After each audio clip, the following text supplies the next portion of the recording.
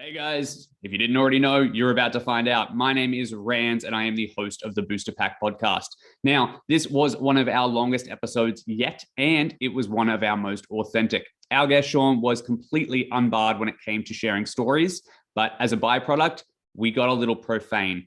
So nothing crazy, but I did want to warn you up here, just in case, you're not into too much swearing or, you've got little ones around. If that's the case, by all means, skip over this episode, or you can just leave it till adults only time and check it out then.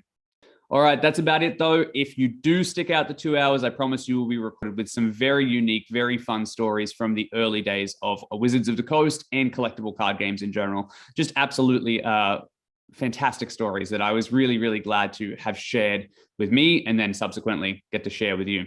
All right, stick out the 2 hours, and if you do, I'll see you for the outro.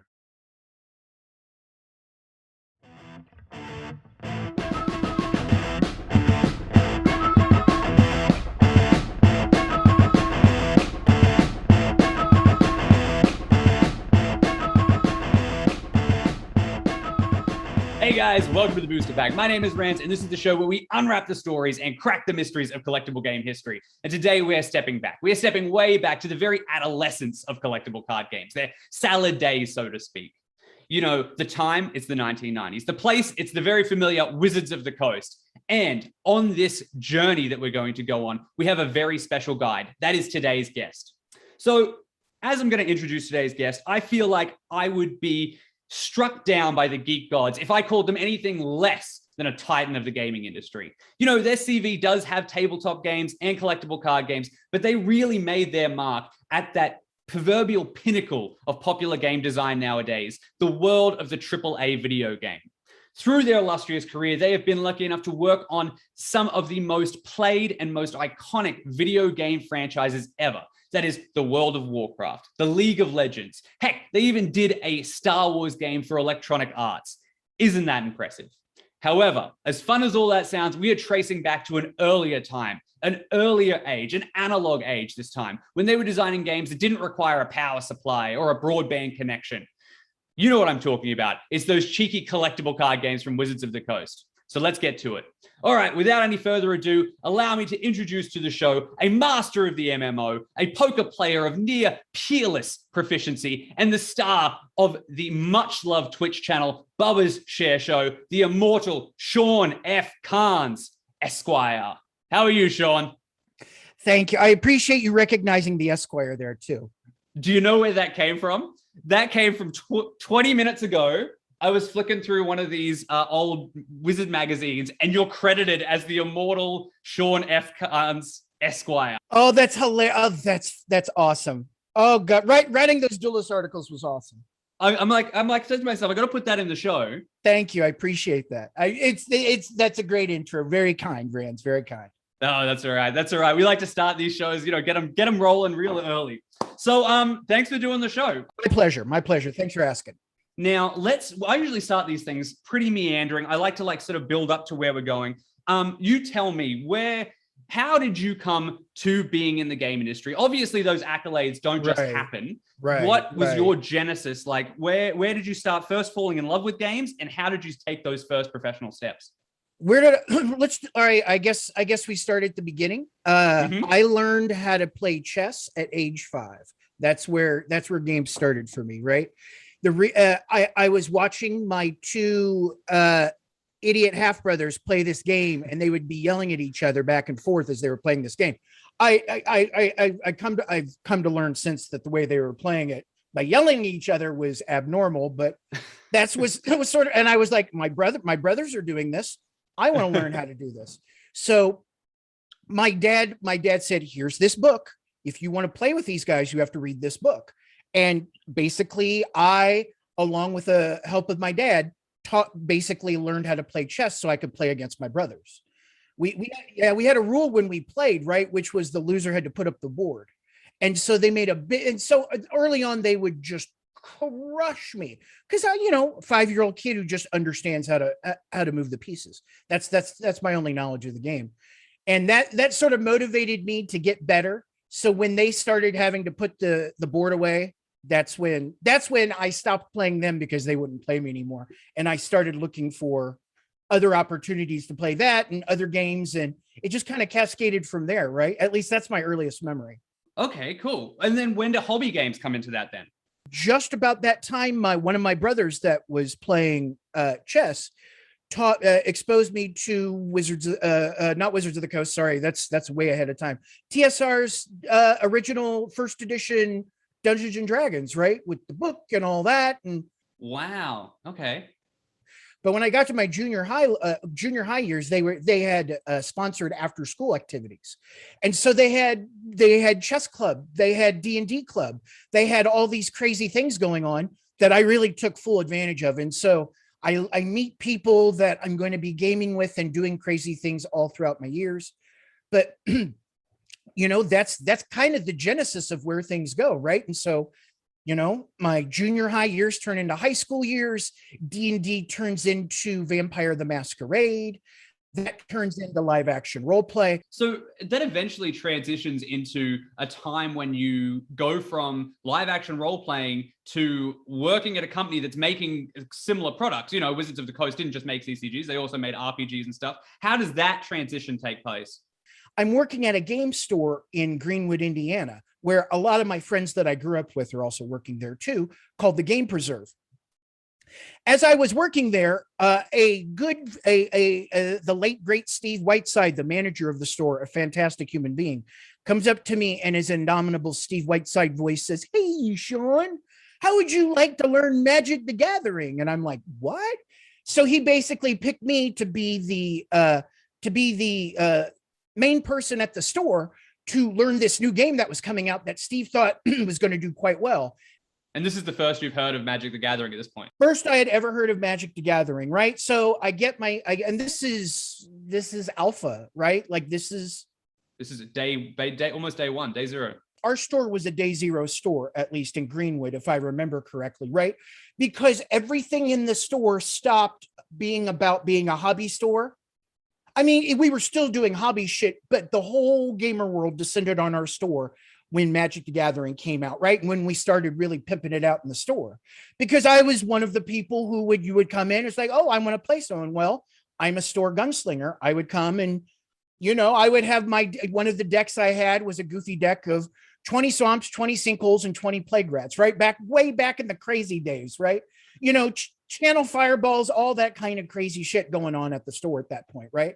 So I was the master of Magic the Gathering. I'm going to conventions around the Midwest on weekends doing my live action vampire shit, sort of, being the organizer, one of the organizers of the troop, not the organizer, but one of a troop of people.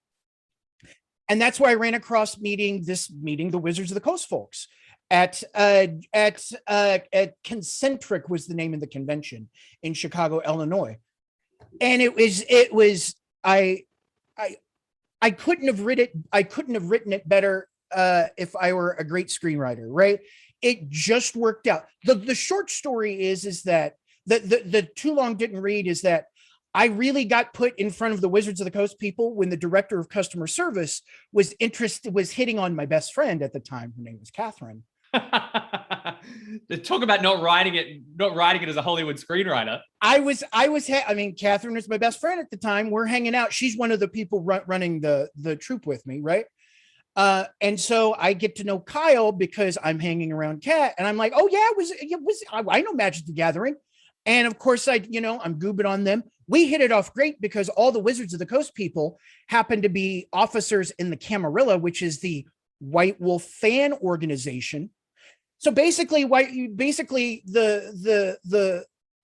like people like Steve Bishop, Kyle Namvar, all these people that you can think of from the past, at least on that side of the fence, right? Not the Philadelphia R&D guys, but myself included. When I got the job at Wizards of the Coast, I became an officer in the Camarilla. That was that sort of connection. So it was just, again, right? Like luck. You kind of need to be present to win, but luck certainly happened for me. I was at the right place at the right time. And it's like hanging around Kat was sort of my foot in the door. But if I was an idiot, if I was not genuine, I would say, I don't think I would have gotten asked ultimately. we've got one more spot to fill on a customer service team that we're trying to, basically answering rules questions. We think you might be great for it. Come on out. Was basically the very short, the too long didn't read conversation I had with Kyle once I got to know him, right? So during the day, we would go hang out and play Magic the Gathering at their booth. At night, they would be playing our game. That's awesome.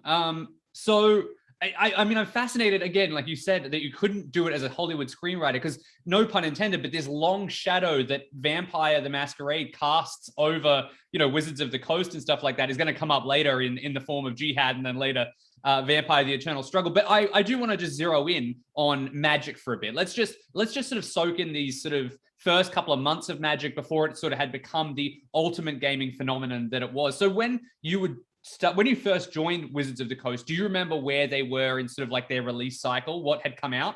My last day before leaving Indianapolis, Indiana for Seattle, Washington, was day one release of Legends. Wow. I remember going into the store. See, this is my last day. I hadn't worked there in at least at that one. I went to the northern store for a bit. And then I took a weird gig at Software, etc. The long story doesn't matter. I cut that in the screenplay. Exactly right. It's kind of irrelevant. But my last day was going in to say goodbye to my friends at the store, and I was still a customer of the store even though I wasn't working there anymore. But it was day one because I had put my Legends aside. I'm going to take it with me. I'm going to take these Legends packs with me. Exactly right. I'm going to take these Legends with me to Seattle. So we're talking, just to time date it, I think if memory serves, Legends is early June 1994. So you're talking about mid to late June 1994. I got there just in time for Gen Con 94. So yeah. Yeah. Okay, great. And that was a pretty famous Gen Con. I mean, people who are familiar with Magic history remember that was sort of the first year that Wizards was there in force. They'd sort of debuted the year before, and the entire, dozens of staff members descended on Gen Con. Do you have any memories of that now that you mention it? Of 94? Gen Con. Of Gen Con? Goodness, yeah. Back in that time, it was in Milwaukee, right? It was a lot more compact. It was a lot more, what's the best word to describe? It was a lot more sweaty. Everybody in the audience who's been to a gaming convention just got a visceral feeling right now. What I remember about 94 Gen Con, other than being an adolescent idiot, is, or at least in my head, an adolescent idiot, is Magic everywhere. I mean, everywhere, right? I remember people who weren't into Magic the Gathering complaining about how Magic was spilling everywhere because you needed a place to play, right? And so people are just set up everywhere. And it got progressively worse as the convention went on. I remember there kind of being shortages, but by this point, right, I'm on the other side of it, right? So the longer I work for Wizards of the Coast, except for my time in sort of doing the merchant relations work that I did for those guys, the further I'm getting away from sort of the reality of how people interact and consume with the product. Right. Yeah. You see that you can't see the forest for the trees sort of thing. Right. Like once I start working at Wizards of the Coast, all cards I have access to all cards in essentially unlimited quantities. Right. If that makes any sense. Not that I necessarily would try to accumulate that, but I mean, I'm drinking straight out of the tap. Yeah, exactly. You're getting high on your own supply, so to speak. Pretty much. Yeah. So, well, we've talked about those sort of memories. Like when you came to Wizards of the Coast, in this early 94 period, it's a state of flux. They're still exploding. They're exploding like the blob in the gaming industry, just absorbing people, buying companies and stuff like that. What was your role? Like, why were you at Wizards initially? I was originally hired at Wizards of the Coast to answer rules questions. So Kyle Namvar, the original director of customer service, had put together a team of 6, and unfortunately later on ladies started working in the organization answering in the rules questions, but originally it was 6 dudes. There's Rich Redmond, there's Scott Scooter Hungerford, Paul Peterson, myself, Did I say Rich Redmond? Yeah. Christopher Ferris. And then, of course, Kyle Namvar is answering rules questions too. Says that the 6th, and later Eric Gum. Jeff Harris, I think, later became part of the team as well, answering some rules questions. But yeah, that was my gig, right? Like there was a 1 in 6 chance if you called up Renton Washington in '94, right? And in the second half of '94, I'm answering your rules question about Magic the Gathering. Right. So we're talking about like a customer service hotline type thing, right? Right. But we're spending a lot of time playing the games. We're sort of a soft resource for the Philadelphia team, for the R&D guys that by this point. And at this point, really R&D is just those guys, right? Like I and a number of people later get absorbed into R&D, especially after I do my VtES shit, right? But at the time it was, I'm on the phone, and I'm also forward face at the conventions. I was going to a convention essentially every weekend. Across the country, I assume. Yeah, across the world. I mean, I got a chance to go to Australia in '95. Oh, really? Tell me about that. Yeah. Oh, God, yeah. We got through customs because we could have. I'm serious. We could have smuggled drugs through there if we look like. So it's me and Steve Bishop. Steve Bishop says, "Why don't you come with me to do Australian national shit as a reward for doing a lot of great work for the DCI back in the early days, right?" And for those who don't know, Steve Bishop he's quite a character. He sort of looks like think Steven Tyler from Aerosmith, but a little bit more gothic. A little more Glenn Danzig, a little more. Yeah, Glenn Danzig. Yep. There's a little more. If he had chops, he could do some Lemmy shit, right? Yeah. So he definitely has a presence to him, is why I bring it up. Like we are stopped at every possible checkpoint and this is like early '90s, right? So that we're getting pulled into side rooms because we just look the part, right? Getting through the Sydney airport, we inevitably, okay, open up your luggage. We're sort of in the main area, and then the gents that were handling our luggage, all very nice people, by the way, right? And they're asking us what we do. It's like, oh, we work for Wizards of the Coast. We're here. Are you kidding me? You guys work for Wizards? We play Magic the Gathering in the break room. I'm like, are you serious? And as they open up, there's this box of Legends. Like, you guys want a booster pack of Legends? And they lose, they close to losing their shit. They're like, mate, we never got Legends. And so I'm like, here you go, right? And it's like, all right, these guys are done, right? And they honestly like shipped us all the way through. I was just giving booster packs because I felt bad that they never got a chance to crack open a Legends booster pack. Dude, you're like rock stars or drug dealers. Take your pick. Probably a combination of both at that point, right? Like the first booster's free. If you need a second one, come talk to me. I might know a guy, but that's how we got it. And it was we spent a week in Sydney. It opened my world to the fact that there's more than just the United States of America out there, right? It's the first time I ever went to a foreign country. It was, wow, it's a long flight. Yeah. It was 24. That's not true. I'd been to Canada, right? But it was, that was just going across the border because you could drink before 21. 19. Yeah, 19. There you go, right? Like 19-year-old idiot going to Toronto to have a beer. So there you go. Yep. Well, I'm sure you made connections there. Okay, so you were doing that sort of stuff. Speaking of going to Canada, did I hear you did some rules work or judging work in Canada at some point? Yeah, that's right. Yeah. I was it was probably my big shot, and I probably fucked it up. I think I was a lead judge at Canadian Nationals one year. And I was answering rules questions at one particular point, and the type of player, the rules lawyers, they kept asking the same type of question over and over again to try and get in a different way or something, right? To get the answer that they wanted. I don't know if you know this about, maybe you're getting to know it. I'm a bit of an animated personality, and so 20 to 25 years ago, I'm way more animated than I was.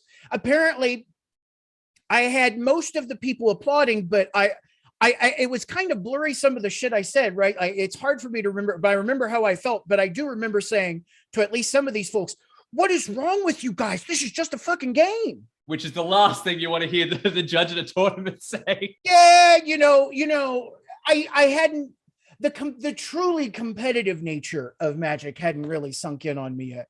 But yeah, but that is that a coincidence why I never was a judge at a national level tournament again? I don't know, Rands. I'll let history be the judge. We'll explore that later on. I have tons more organized play questions. Okay. I got a promotion because of that though, so that was actually kind of right. So let's just we'll just skirt around it a little bit. So that first year you had at Wizards, it's pretty amazing. You're doing stuff in this like rules customer service role. Are you involved? It was an achievement of a life goal. It really was. I didn't mean to interrupt you. Go ahead, dude. No, absolutely. So, so what other like memories do you have from that first year when Wizards of the Coast is just in this almost unrelenting growth spurt? Just things going crazy. Like what sort of things come to mind when you think about that first year just when it was just Magic, prior to other games coming out? What do you remember about that? Mm-hmm. It was a bunch of young kids loosely organized, trying to do the best they could with lightning in a bottle, right? And wow. If there's something weird about my career is I've been present at lightning in a bottle not more than once. Well, the names in the intro speak for that. Yeah, more than I should, right? Like one of the things I say is I've been present at some amazing shit. I've been a party to amazing shit, and I've instigated some amazing shit.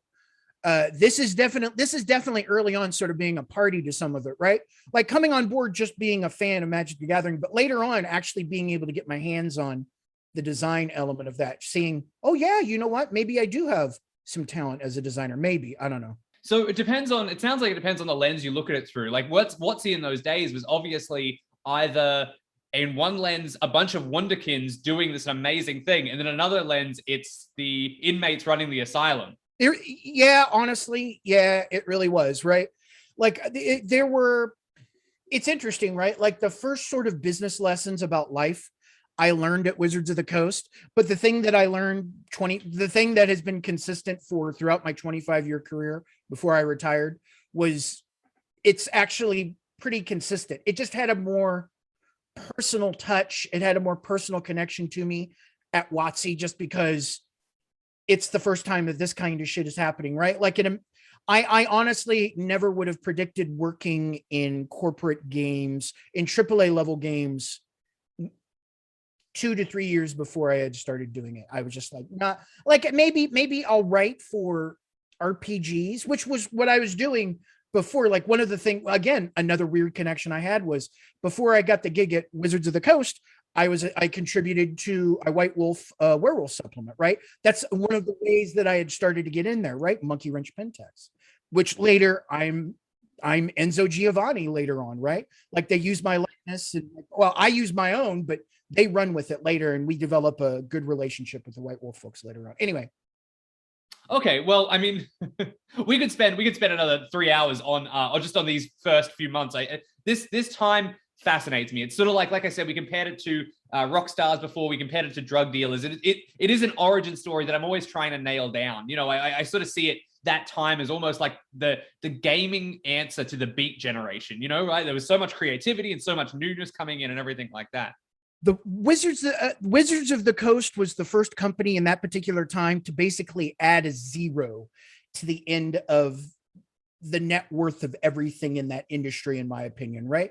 Like I'm serious. I mean, like I'm sure TSR in its day did millions of dollars of business, right? And especially even, you know, especially like in the cartoon days, but seriously, Magic the Gathering and later when Pokemon hit, right? That was like, it was actually Pokemon could also almost be considered another order of magnitude change for the company, right? Just because that's just that now it's $1 billion company, right? Now billions of dollars are throwing through that company. But, you know, in those early days, it was really like, woohoo, hundreds of millions of dollars, you know, tens of millions of dollars, hundreds of millions of dollars are flowing through a company where the average employee age is 23, 24, something like that. Yeah, well, it's sort of, I mean, I've definitely seen it by certain people who worked there at the time describe it as a sort of a prototype to like the .com generation of companies that came out. Yeah, like, I could see you that. know, like the barefoot executive-y type attitude that you had, you know, like right. You know, it was planned to be a gaming utopia, I think was Peter's original plan for the business model that he wanted to have. But obviously things come to a halt eventually. From a certain perspective, it was a bad educator in that work didn't stop when I left work, right? There was this connection back in the Wizards of the Coast, especially the early ones, where the people you work with eventually are the people you party with, and eventually the people that you live with, right? Like I was living at one point, there were 6 of us were living in this ginormous house, and like 5 of us worked at Wizards of the Coast, right? And it's just, our life circles, if you will. It was during these hours we're all kind of hanging out together at Wizards of the Coast. It was one of the only places consistently where I felt like, at least until the very end, where it definitely felt like a family. And some of the decisions that they did, for the detriment of the company, I must admit, were kind of oriented family wise, right? But after that first layoff that went down, it became more and more, you could definitely feel it getting more and more corporate, especially as millions of dollars start to transition into billions of dollars, right? There are shareholders who will not tolerate shenanigans, flat out. That's definitely the lesson that that you have to sort of learn eventually, that you can't just have, unbound just ideas and money flowing and spending and stuff like that. Like, things are going to get clamped down eventually, right? Things are going to really come to it, whether it's, financial or HR or whatever, like there's always going to be that sort of natural structuring of a company around this philosophy. For sure. I definitely think, at least I think Wizards of the Coast tried to stick to that pretty well early on, right? But once you get people into an organization that aren't necessarily there at that genesis, and they're more business oriented, which isn't the worst, which isn't a bad thing necessarily, right? But once you get those people into the organization, you kind of need to grow up. You kind of really do, right? You can't I mean, while I never saw any horrible incidents like that you're sort of hearing about nowadays in the video game business about bad behavior, sexual harassment, I never saw that specifically, but there was, I wouldn't describe it as a frat house, but I certainly would describe it as a bunch of early 20-somethings having a good time, Yeah. And it didn't necessarily, it didn't, you work hard, play hard was very much a mentality of that time. Right. And the way you describe it as well is it sounds like it takes over the lifestyle of whoever comes into it. It doesn't become, you don't separate life and work. Wizards of the Coast, much like the .com companies afterwards, sort of did that transition, whereas the 80s was all, neckties and shoulder pads. Wizards of the Coast became like board shorts and sleeping bags. Like, you were staying at the office and everything like that. My interview questions, which I don't think I should repeat here, were you can definitely, they were not the type of interview questions that would be considered acceptable today. I will say that they weren't necessarily offensive, but right. Like, actually, here's a very good one, right? I got specifically asked by Kyle Namvar, so Shawn, why should you nuke them from orbit? That was one of my questions. And the response, of course, was, well, that's the only way to be sure, Kyle. Which I responded, which everyone in the room, which are like 4 or 5, I'm like, yeah, good answer. All right, well, let's bring it back. So lastly, just before we move on to the next big thing that happens at Wizards for you, what was sort of like your last, did you remember having like a big, you said you remembered Magic everywhere. Do you remember like a big wow moment that you had with Magic the Gathering specifically, and going like, this is not slowing down. This is a freight train that's going to run away to the moon. The freight train moment. I think I know what you're looking for here. So I'm still doing gunslinging, right? I think by this point I'm like the manager of merchant relations, which is just basically customer service people you talk to if you work in a retail store. It's the same, like the folks kind of needed to know Magic, but it's more retail oriented. But I'm still going to conventions. I'm still gunslinging, right? There is this place back in the day, you probably know more about it off the top of your head, but if you don't, here's an interesting store, to the Mishra's Game Factory in, I want to say, Vancouver. Right. I remember the ads, but I've never seen it. Right. So it was this special store that was really kind of focused on Magic the Gathering stuff. We would do gunslinging with Iron Man decks, right? Which is, if the card is destroyed, you actually rip it up, right? I'm playing Iron Man Magic against someone in a Mishra's Game Factory, and we have a group of people around us, right? Long story short, I'm playing with power cards, right? I've got Moxes, I've got one of each Mox, I've got a Lotus, right? And so we're playing, right? And so when the first Mox comes out, there's an audible gasp, right? As we're playing this, right? And as more of the power cards come out, you know, you start to see, oh, I'm going to tear the Shivan Dragon or whatever the card it was. Shivan Dragon gets ripped up. Terror gets ripped up. There's no graveyard, right? The holy fuck moment, right, it was actually a little unsettling, but when someone disenchanted my Mox Emerald, right, when my opponent disenchanted disenchanted my Mox Emerald, right, this 13-year-old girl who was pretty close to me reaches over and says, "Sir, I'll give you $20 if you just don't destroy that." Well, she didn't want it. She just didn't want it destroyed. She just didn't want it destroyed. And I have to have this weird conversation. I was like, I'm sorry, these are my cards, but they're Wizards of the Coast cards. I've got to destroy this, right? And she was distraught. She just didn't want it destroyed. By this point, right? Like these cards are not the crazy level they are today, but they're crazy for that particular time. Yeah, I mean, this is probably the era of dual lands, might be $10, $20, something like that. I don't know, right? And but people out there probably have better time correlation with prices than I do, right? But it was that moment, right? Like you said, you lost focus of where the market was. Yeah. It really is kind of living in an ivory tower to a certain extent. But that little girl just kind of stopping, saying, "Please just don't destroy the card." Mm-hmm. I went back and I was starting to, I mean, it really affected me to the point where it's like, this is more than just, I guess this is more than, I was thinking this is more than just a phenomenon, but at that point, it really was, people would pay just to see these cards not destroyed. Wow. That's what other game has done that, right? What other game does that? It became, like you said, they transcended collectibles for some people. You know, they had emotional attachment to them so much more because, you know, they were, you know, it was your deck, it was your cards, you know what I mean? Yeah, I never did Iron Man Magic after that. I never did. I mean, I didn't volunteer for Iron Man Magic, I'll say that, right? Like it kept going on, but I shared that story, right? It's like, listen guys, these things, we may be underestimating some shit about this game. I mean, it's just one moment from a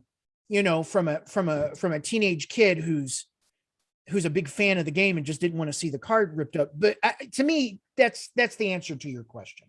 Yeah, wow. Like literally, wow. That is definitely a wow moment. And it probably did hit home that, you know, like you said, once you get inside, you know, Wizards of the Coast, they are just, you know, tools, you know, game pieces. But outside of that, I try not to think about the value. Like when I left Wizards of the Coast, a couple months afterwards is when I liquidated all my cards at that particular point. Yeah, I'm fully aware of some of the value that has been left behind on some of the cards I used to have, my power boxes, plural. Well, if you're playing since day zero, you would have had some. I think the intrinsic value that I've gotten out of all those cards throughout the years is just invaluable, right? Like it's millions. It's my life, right? Like if I hadn't gotten that start through Magic the Gathering, there's a pretty goddamn good chance that I would not have been at Blizzard. I would not have, and then I certainly wouldn't have been at Riot had I not been at, well, Artifact and Blizzard before that, right? But anyway, there you go. Wow. Okay. So, well, what we'll do is we'll leave Magic there. Obviously, you know, it is responsible for the entire genre after it, and it actually starts eventually spawning, you know, follow-ups. You know, the second one comes out, which is by TSR, you know, another fantasy one, and then eventually Wizards gets around to making a second game, with one that we sort of alluded to before about Vampire the Masquerade. Eventually, it becomes Vampire the Eternal Struggle, and that one involves you very heavily eventually. But when you first hear about the game that was called Jyhad that would eventually become Vampire the Eternal Struggle, where did you first hear about that? What was your first perspective on that? Tell me all about that, especially as somebody who was a big fan of the source material. Right. So at this particular point, I'm a known quantity in R&D, and Richard had done the second game, right? He had done previously named Jyhad. Now it got renamed for obvious reason. Well, at the time, it wasn't necessarily so obvious, but it was the right decision to rename it Vampire: The Eternal Struggle. It's funny, if they had taken the business of that particular game at that point when it was at its apex of VtES and spun it off on its own company, it would have been the second or third largest video game, hobby game company in the business at that point. Like when it came out, it was actually doing pretty well. But everyone wanted to work on Magic. No one wanted to work on the Bridesmaid, right? Everyone wants to be a bride. No one wants to be a bridesmaid. But the fact that it was a card game, and Richard, Richard is many things. Richard Garfield is many things. He is just a fucking genius when it comes to taking the feeling of a thing, taking the feeling of an experience like you get when you play certain stories in Vampire the Masquerade, and translating it into a card game setting, right? Like the fact that VtES is multiplayer is its downfall ultimately, but its greatest strength, I think, just because it's the whole negotiation with other players. It's the subjective, right? Right. It's the subjective, right? He had made a game that was just brilliant on the subjective, and I thrive in the subjective, right? And of course, the source material is my great shit. And of course, right, by this point, I've played so much Magic. It's like, I think I can make a Magic the Gathering card, even though I'm probably going to say, if I rank in the midline of card designers in history, I'm probably I'll be okay with that, right? I'd be okay. Mine are over the top and overpowered, and it's sometimes difficult to bring it back in. But having said that, right, no one wanted to do it. Peterson, myself, right? Paul Peterson, myself, and Matt Burke are the people who are beating the drum on this, right? So the late great Mike Davis is like, all right, you guys do this. We'll set up some royalties. And it was just the opportunity that presented itself. Hey, let's do this. Let's play test this the way they do the stuff with the Magic the Gathering sets. It was basically a paid opportunity. It was a paid internship to see if we could pass as Magic the Gathering designers. So you had the opportunity to pick up basically what this huge, like you just admitted that, you used to play Vampire like crazy. Like you're a big fan of live action RPGs and playing it and performing it for people. And now you have this opportunity working on what is Richard Garfield's second and almost the third ever collectible card game in this franchise that you're very excited about. How does that feel? Like, what is the first thing you want to do about that? First off, I almost interrupted you by saying, what a fucking honor, right? Like, yeah, the way, from my perspective, right? Like, you could call me a lucky son of a bitch or not, but I get to basically pick up the work where Richard had left off, right? Mm-hmm. Me and Matt and Richard's, and it's not like we're working in a vacuum, right? Like, we're talking with Richard all the time, and we're playing it. It's that I guess what I would come to appreciate is that feeling of achieving a life goal. It's like, holy shit, look what I'm able to do now, right? Look at what I'm doing. Look what I get to do. It was exhilarating. It was in a lot of ways the first time that I had seen real success in putting my mind into something and have it come off tangibly, right? Not like I'm set for life, but the royalties for Dark Sovereigns got me a car, got me a working car. Wow. For a change, right? Okay. Yeah. So you start working on this expansion, let's assume in early 95. And then while you're working on it, which I guess is 95, we'll say late 95. Yeah, why not? Yeah. So, well, I think it comes out late 95. So yeah, you're obviously working on it prior to that. And what is happening in that time is Wizards of the Coast, like you said, rightly so, made the decision to go from Jyhad to VtES. What was your memory of that shift? Like, do you remember first hearing that we're going to change the name of our game? Like, what do you remember from that? So Matt Burke was the project manager or product manager, whatever his title was, for Vampire: The Eternal Struggle. So he's basically the executive producer. He's running the business, right? But Matt Burke was also the president of the Camarilla. He's a pretty good card designer too. He is the one who's broaching, really coming to me and Paul talking about this, because we're the ones who are at least adjunctly related to the R&D team who give a shit about the project, right? I mean, obviously Richard gives a shit, but I mean, people are working on Magic. Why would they want to work on the other shit? Matt would come to us and talk to us about this problem, and it just made sense, right? Like it was the term Jyhad comes directly from the source material of the World of Darkness, right? Which is the game that the Elder Vampires play, is essentially called that, right? So but you know, to avoid the controversy, I mean, the biggest pain in the ass was that we had to reprint all the cards, right? We had to change all the backs. And that in a lot of ways is that is sort of the death knell of the project.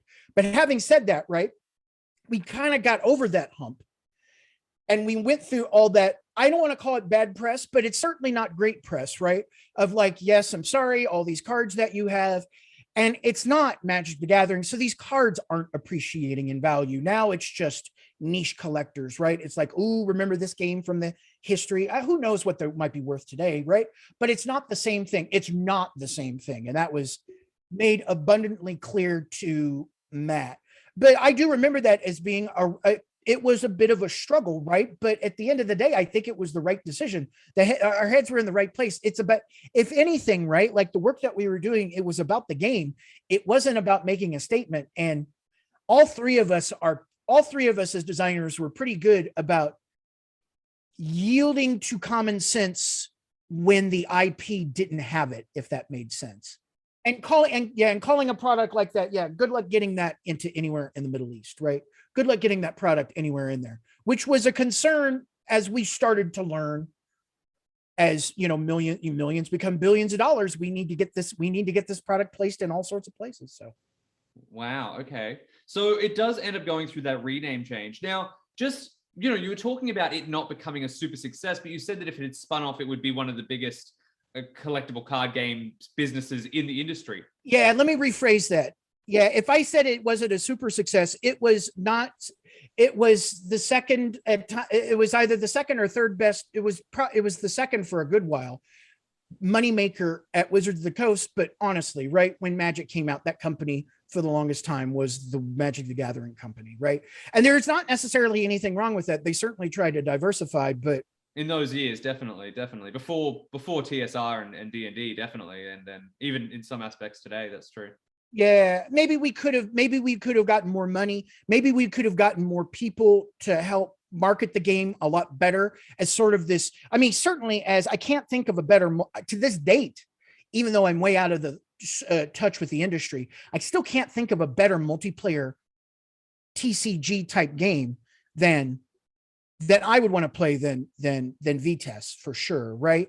But it's just, you know, when you're standing next to Magic the Gathering, you're oftentimes very small. Absolutely. Well, I mean, it is definitely, even still today, you know, in the circles that still care about the collectible card games that paved the way for the ones that exist today, it is definitely the one that's seen as the only, that and probably Babylon 5 are the only two that are worth the time as far as a multiplayer experience goes.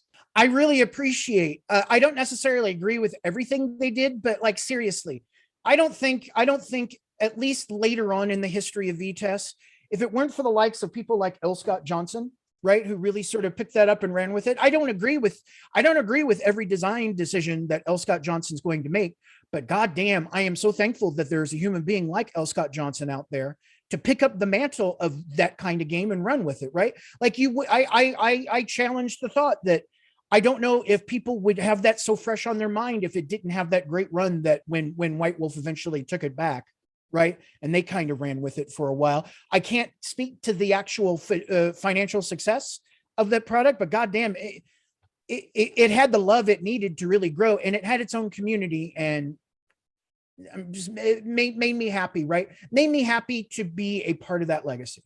Yeah, well, I mean, it's definitely a standing joke in the CCG, you know, the classic CCG community that Vampire: The Eternal Struggle is not a dead CCG, like which is what they call games that are no longer published by their publishers, but much like a Fantastic Vampire, it is an undead CCG because it keeps coming back to life. It came back through White Wolf. It's currently being printed on drive-through cards by a company called Black Chandry. So they're doing new stuff for it. So it's still active, and the property in card game form is still existing from Renegade Games at the moment. They've got an expandable card game as well that's awesome. To the excuse me.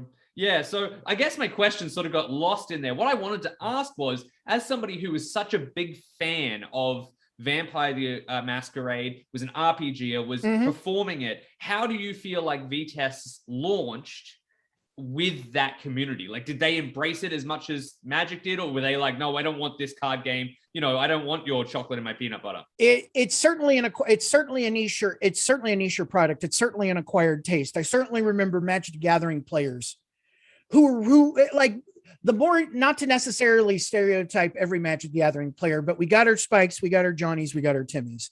Spikes who didn't know the World of Darkness weren't big fans of the game. Spikes who were fans of it loved it, because it was just rife with all kinds of shit that you could do just to punish people. I want to call it an acquired taste. The more of a connection that you had with the IP, I think it was a better set.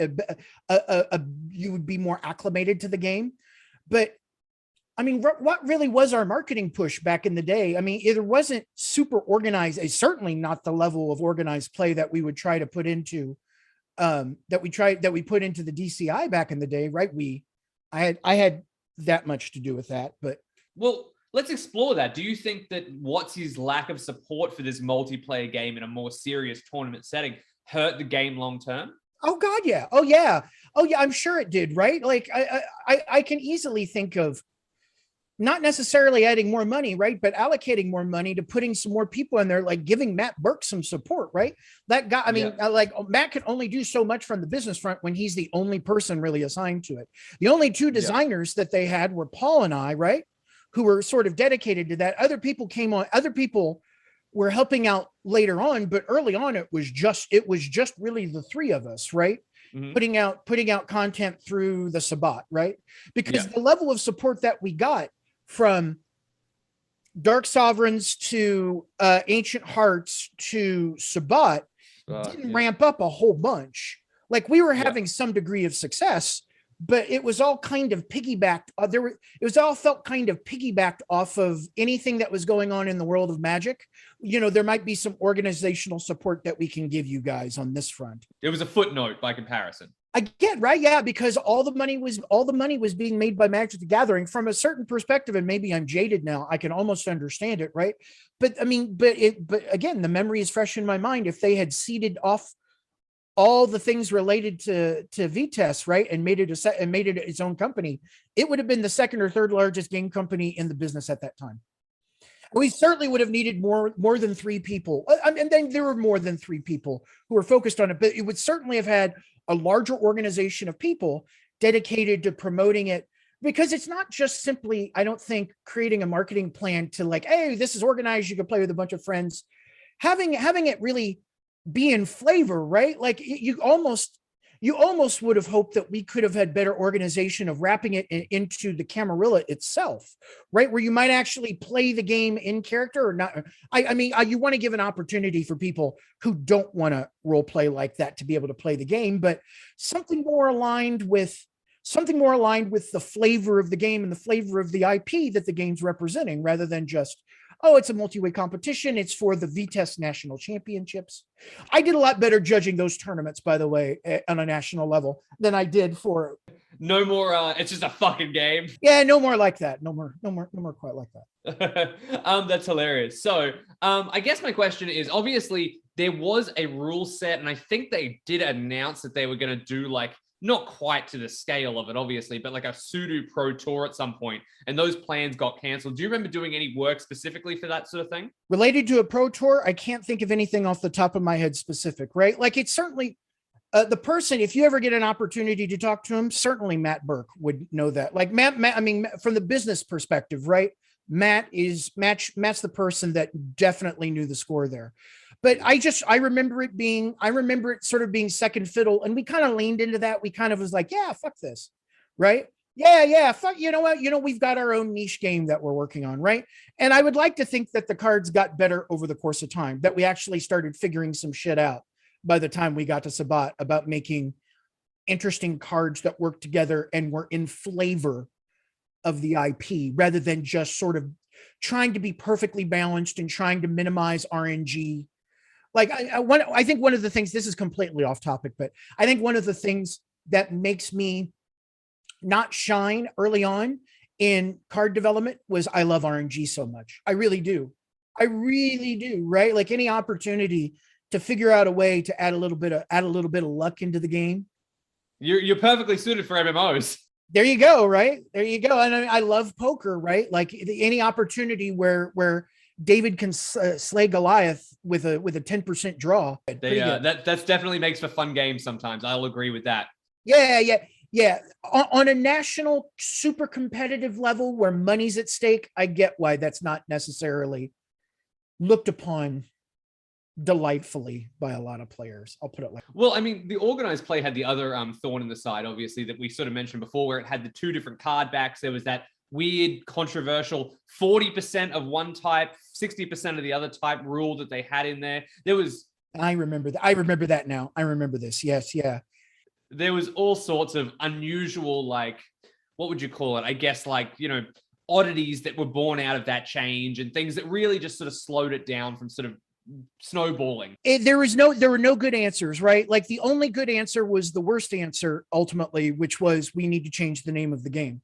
All the decisions that get made after that are basically trying to stop gaps, right? Trying to prevent further loss of the game. People who love the game and are willing to give us the benefit. Okay, fine. I'll buy the new backs. I'll buy the new backs for cards, right? It's let it be sort of a classic lesson that people maybe hopefully will learn from is naming things is super fucking important in the video game business. Sorry, Freudian slip there. In the game, just in business in general, invest a little time and energy into it, right? I think a lot of circumstances, Matt kind of inherited the challenges that he had with that. I thought he did pretty well at the time, but absolutely. So this is why in the intro I called this era of collectible card games that weren't Magic their adolescent years. Sometimes things happen right. For sure. So sometimes things happen right, and sometimes things you fuck up when you're a teenager, right? Mm-hmm. Like there's definitely issues, and I think a lot of companies and a lot of games have learned from not the mistakes, but the lessons that obviously VtES learned. It's certainly. There were VtES lessons that were readily applied to the work that I did later on in the WoW TCG, right? Right. By this point, people had more of their shit together, right? And we're working with people like Kibler. We're working with Brian Kibler. We're working with Mike Hummel. We're working with Ben Schakowsky, Danny Hummel. I mean, aside from one, well, I won't go down that path. The core designers, the rank and file designers that Brode and I were working with on a consistent basis, aces across the board, right? You definitely are, and I think we'll jump back to VtES for a second now. Keep it chronological, or at least loosely. Okay, so you worked on every single expansion that Wizards of the Coast released for VtES. So that is Dark Sovereigns, that is Ancient Hearts, that is Sabat. You mentioned them all before. I wanted to spend a little bit of time on each of those and everything like that. We're not going to have that sort of time today, unfortunately. But what do you remember about doing that? Like, what are some behind the scenes stories that you think that may not have been told? Imagine you're talking to a fan that has loved the game for, I guess, 25 years now, maybe even longer, 26, I guess this year is. 27? Yes, 27 years now. Like, what do you want to share about those stories? Like, what decisions did you make? What fun stuff didn't make it? What do you remember from designing those 3 sets? That we were super lucky human beings to be given this sort of latitude, right? I mean, seriously, all the card work that we did, no one in R&D is seriously checking our work, right? No one. I mean, some of them don't even really care, and I'm not necessarily in the business of naming names here, but we certainly got some pushback as to, whatever. It's the VtES stuff. It's time to make the Magic cards. But right, it was the remedial class. Right. To a certain extent, the way they looked at it, absolutely, right? But you know what that provided us? It provided us with the opportunity. There were very few people, at least from the design perspective, who told us no on some shit, right? If there were ideas that we wanted to explore, I can't, I mean, so many sessions of me and Paul and Matt, Andrew Finch, if you know our TCG, you might know who that human being is. By this point, he's helping us out on play. I mean, like he loved that game, would have these great decks. Again, more of a reason why ultimately it was so great to actually start working, or at least being close to working with a human being like that, right?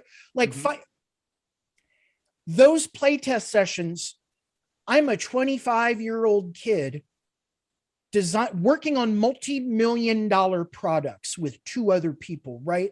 That sort of feeling of power is not the right word, but responsibility, or? Yeah, to a certain extent, yeah, right. Like, I mean, and it's creative responsibility, right? Like, I trust as well. Yeah, I mean, and believe me, the VtES fans are way fucking pickier when it comes to the relationship of mechanics and lore. Yeah, than Magic ever fucking hopes to be, right? Oh my God. And you know what? I would expect that from VtES players, because that's the kind of game. Passionate. Yeah. So those feelings, I don't have off the top of my head any, well, on this one time on Sabbat that Paul did this one thing on a card design, and I don't have any stories off the top of my head, memory wise like that. Other than when we would go to conventions. Oh my gosh, there was sort of about that. Yeah, there was sort of a bad boy rebel feeling that we had after a while that we would that got cultivated, especially with the attitude of a few people on the Magic on sort of the Magic side of things. But when we would go to a convention, right? I remember that Sabbat got nominated for like an Origins reward one year, but we lost out because they didn't know what the categories were for TCGs at the time. So they put us in like accessories for like the Sabbat, the expansion, but we lost out to Cthulhu bumper stickers. I remember that at Origins. That was a good time. And seriously, right? They would never pronounce the name of the game right. They always called it Sabbat. Oh, right. Sabbat. All right. And up is also Sabbat. Right. And so there were a couple people, I won't mention names, but they're great people. A couple people that worked at White Wolf, a couple people that worked at Wizards of the Coast that would start yelling in the back, "Hey, Sabbath! Sabbath!" Anytime that they would mispronounce the name of the game, which they did. But, we lost to a Cthulhu bumper sticker. I hear that TCGs did better in later years compared to bumper sticker. Yeah, probably. My other car is an elder god or something like that. probably some it was maybe something like Vote Cthulhu, some bullshit like that, whatever year it was. I don't know, whatever it was. But there was definitely a us. I mean, I don't want to call it a bunker mentality, but there was definitely an us versus them feeling at times, right? And we were certainly bummed when we stopped doing. I know Paul and I were, Matt was bummed too, right? All three of us were bummed when we stopped doing it, but we were moving on, right? Like Paul, I mean, I know you know who Paul Peterson is, and we're starting to do BattleTech, which is totally. I'm the 1987 BattleTech national co-champion. Yeah, we're going to get into that. Yep. Of course, I want to play BattleTech. Of course, I want to work on that game. Yeah, I think you get the point. Yeah, so let's just put a bow on VtES for a moment. So you said that you eventually, were starting to move on and stuff like that. But do you remember what, if you were given a reason or how you found out that was it? Sabbat was the only set that you would be working on from the. Sabbat was the only set you'd be working on from then. Like there was no more. Did you do any other work that you had prepped for another set afterwards, or did you know basically when you put the ribbon on that it was done? God, I wish I knew the answer to this question, but I will say this: there are always cards and ideas when you work on a set. Every set that I've ever worked on has always had ideas or concepts or actual specific cards that for whatever reason just don't fit, and you kick to the next one. There's no doubt that I see the only true design notes that I know where they are nowadays are starting at the Blizzard time. Those files I had are no doubt corrupt. But a lot of this stuff was just written down notebook style, right? Back in the day, there are no doubt cards and ideas that we would have loved to have added in future sets, but how we found out about it, I don't have a specific story related to it, other than I remember the feeling being, well, that's a bummer, but hey, we're going on to BattleTech, I guess. And it became pretty clear to us that the future, if we wanted to thrive in that organization, was to be on the TLC tip of what's coming out if you're not working on Magic. So after VtES, you ended up going to work on BattleTech, the collectible card game. Yeah. I don't know if I directly bounced there, but yeah, but the next big thing on the Deckmaster side, at least for me, was BattleTech, and that's Glenn Elliott leading that project, right? Yeah. Okay, cool. So tell me what you were doing on that. Like, BattleTech was also like I guess what you to coin the terms or use the terms that you used before, it was a spike hit. Players who loved thinky, mechanic-driven games loved BattleTech. Tell me about it. Yeah, the big thing that I remember from BattleTech, not having played it for many years, right, is the fact that you had to, when you brought a mech into play, you didn't know what your opponent didn't know what the mech was initially, right? And so everything's rolling out that way. It scratched a lot of itches on the RNG front that weren't necessarily RNG, right? Like you could get an idea of what your opponent was doing in that game, but really here come the mechs, right? Like, oh, here comes another fucking clan mech at me. Oh my God, he brought out a Jenner. Why is he bringing out a Jenner? Right? I just remember it being, again, if there was something that I thought the original group of Wizards of the Coast could really do, and what I really wanted to contribute to, were creating these gaming experiences that felt very much like, hey, if there had to be a card representation of what it was like to pilot a bunch of mechs into sort of like Lance v. Lance battles, this is it, right? And just being able to use the game mechanics as a prism from what I remember playing BattleTech, and especially right by this point, right, like the Wizards of the Coast stores up in the U District, and we're playing BattleTech in the pods over there, and just that feeling of sort of being a Lance commander, right? Like I guess that type of design is called experiential design, and maybe it isn't, right? Like I always associate it to being experiential design. I am way more, and a lot of the designers back in the day were way more attuned to that. Like later on in a lot of organizations, especially video game organizations, when you get a large staff, you try to hire a lot of specialists. And it's been my experience that specialists are really good at one thing and shitty at everything else. So everybody's pulling in the wrong direction. Right. Like if someone is just laser focused on making sure things aren't as RNG as possible, they can't necessarily see the forest for the trees. At least that's been my experience in leading, and like being on a team or leading a team or anything like that. Having said that, like the fact that I'm able to create a card like Diamond Wills, right, which was basically, it was named after William Jockish, because he was playing so much goddamn poker, right? I wanted to add, right, I wanted to create a card that had that feeling in there, right? And I was able to create a card like that, and many others like that, that felt like I was able to put my own spin on it, but it felt like it had a place in that world. And it wasn't necessarily related to the specifics of BattleTech, right? Like the fact that this is related to a clan mech. This is related to one of the house mechs, et cetera, right? Like that vibe. And that team, that BattleTech team, I think delivered flavor on that card game in spades. I couldn't tell you how successful it was, but it was a treat working on that game. Probably one of the more enjoyable design experiences, period, I had ever had. So your role in that was, is it R&D, like you were making the design sets, like design and development? From the beginning, or did you, much like you did with VtES, jump in with the expansions? Certainly with all the expansions, but I want to say that my work, I had more substantive work. If anything, I think playtesting, and with probably some tuning of cards later on, but I'm certainly not part of that. I don't think I'm part of that original design team. with BattleTech, what memories do you have about crafting that system? What behind the scenes memories do you have about that game? And, you know, whether it's, what influence did you have on the sets in it? What mechanics did you add to the game? Tell me about what you remember from actually crafting BattleTech as a designer. It felt a lot more subjective in the design creativity that we could execute on compared to what I felt like I could get away with Magic the Gathering. And I think that's because oftentimes on the Deckmaster side, the designers were also the developers. Like when I talk about I'm a game designer, right? That means I'm creating a card concept from scratch. Maybe I've got a number of themes that I'm working with, but I'm creating it, right? A developer is mostly playtester and a good deal of mechanic on the card as well, right?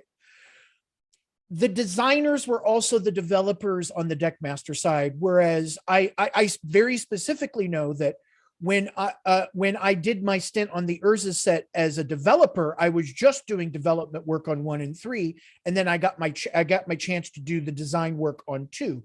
But there were a lot more rigid constraints. I mean, design parameters for sure, right? But that it's not that it wasn't there for BattleTech, but we had a lot more creative freedom in coming up with the cards.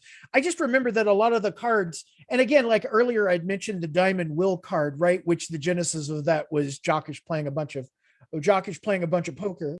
We were able to do a lot more stuff like that, but also have it felt like it existed in the world. It could exist in the world, right?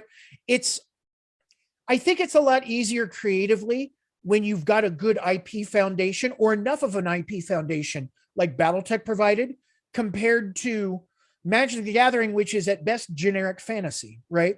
Like you try to get specific with the whole planeswalkers and Jace and all of that and all of those shenanigans.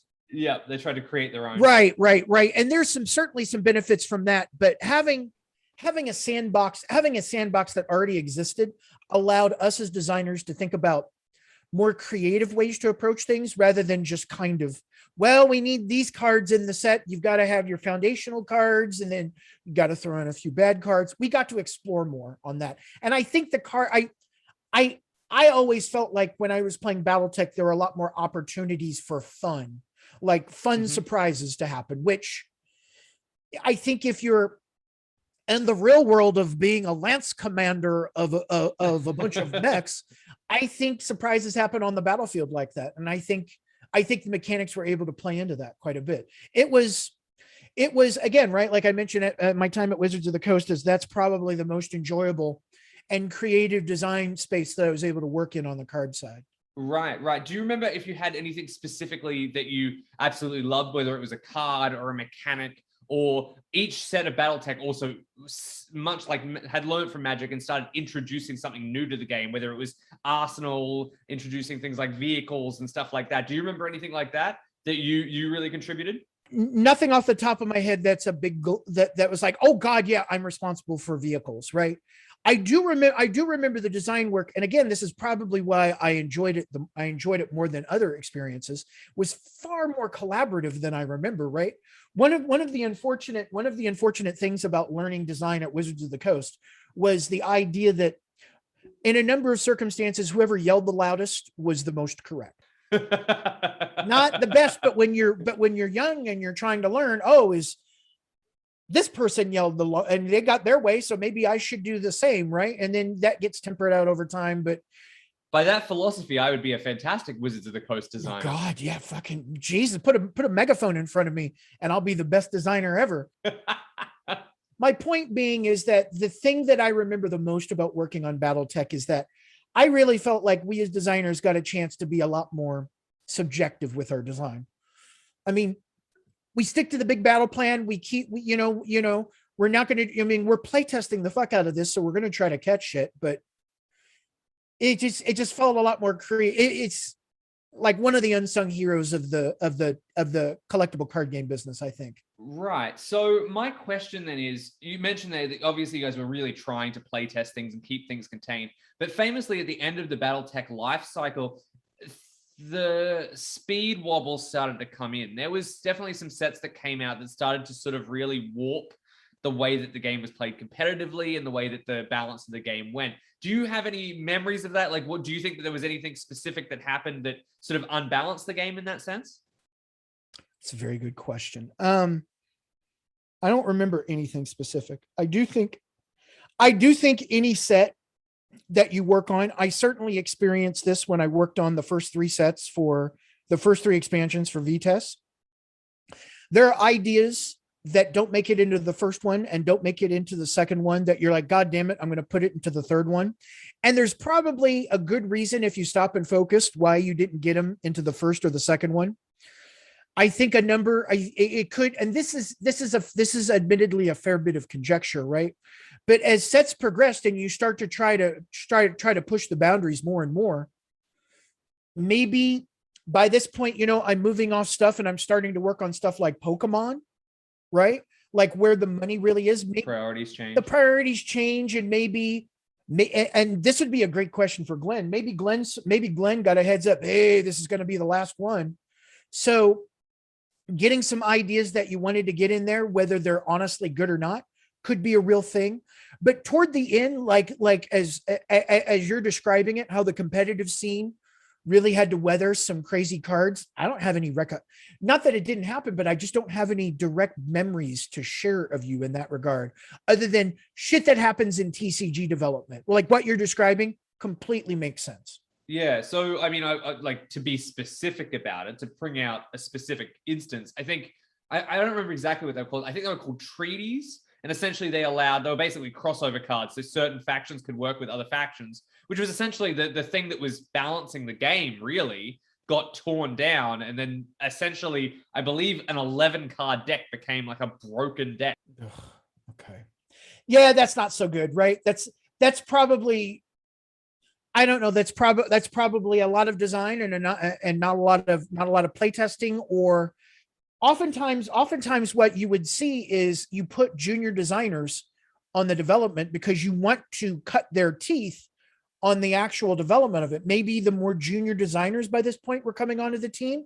I don't know. It's sad to hear that cards like that started to break the mold, but I think by the time the last sets were coming out on BattleTech, if I'm not mistaken, hey, the next thing we're working on here is Xena and Hercules, and hop on board for that. And there's some other games that didn't see the light of day that I was working on, like God, I hated this game. It was a baseball game, or maybe it did come out and I just. The NBL Showdown? Oh my God, it did come out. Okay, I remember that. Yeah, I worked on that to start with. God, I hated that game.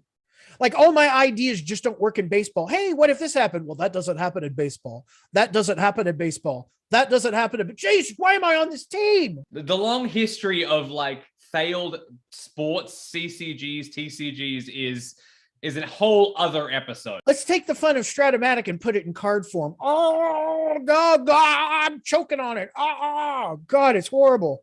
I'm drowning over here. Yeah. I love it. Okay. So you obviously said that you're starting to move on. WotC as a company has BattleTech there, and they're obviously starting to move on to something new, this new property from Japan, maybe, where monsters get kept in people's pockets or something like that. But do you remember a pinpoint in time when BattleTech was said that this is going to be the end, or do you just remember moving on to another project? Much like VtES, right? It's just by this point, right? I was more in tune with the specifics of what I was, the specifics of the business of the design when I was not a contractor, when I was receiving royalties, when I wasn't part of the team, but I was doing design work for the team, than I was when I was on the team, right? Because by this point, as working on VtES in a certain sense was different than working on the other expansions, because I was receiving royalty money for it. And it felt like to me that it was, I was more about the project. When I became R&D specifically, right, at least the way we were feeling at the time, it was moving on from one project to another. I didn't lose any sleep when I stopped working on Hercules or Xena and moved to something else, right? It was just kind of a shift. That may be a reason why the end of BattleTech, like I certainly feel, I certainly can relate that I had to feel something at the end of BattleTech and at the end of VtES, but it didn't feel like the end of the world, but because by that time I was a part of the R&D team and I knew that I was moving on to something else.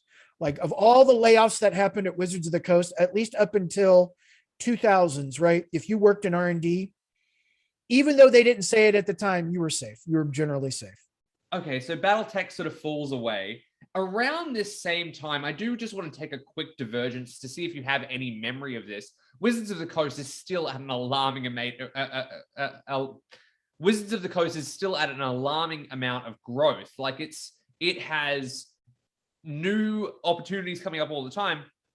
One of which rocks the gaming industry.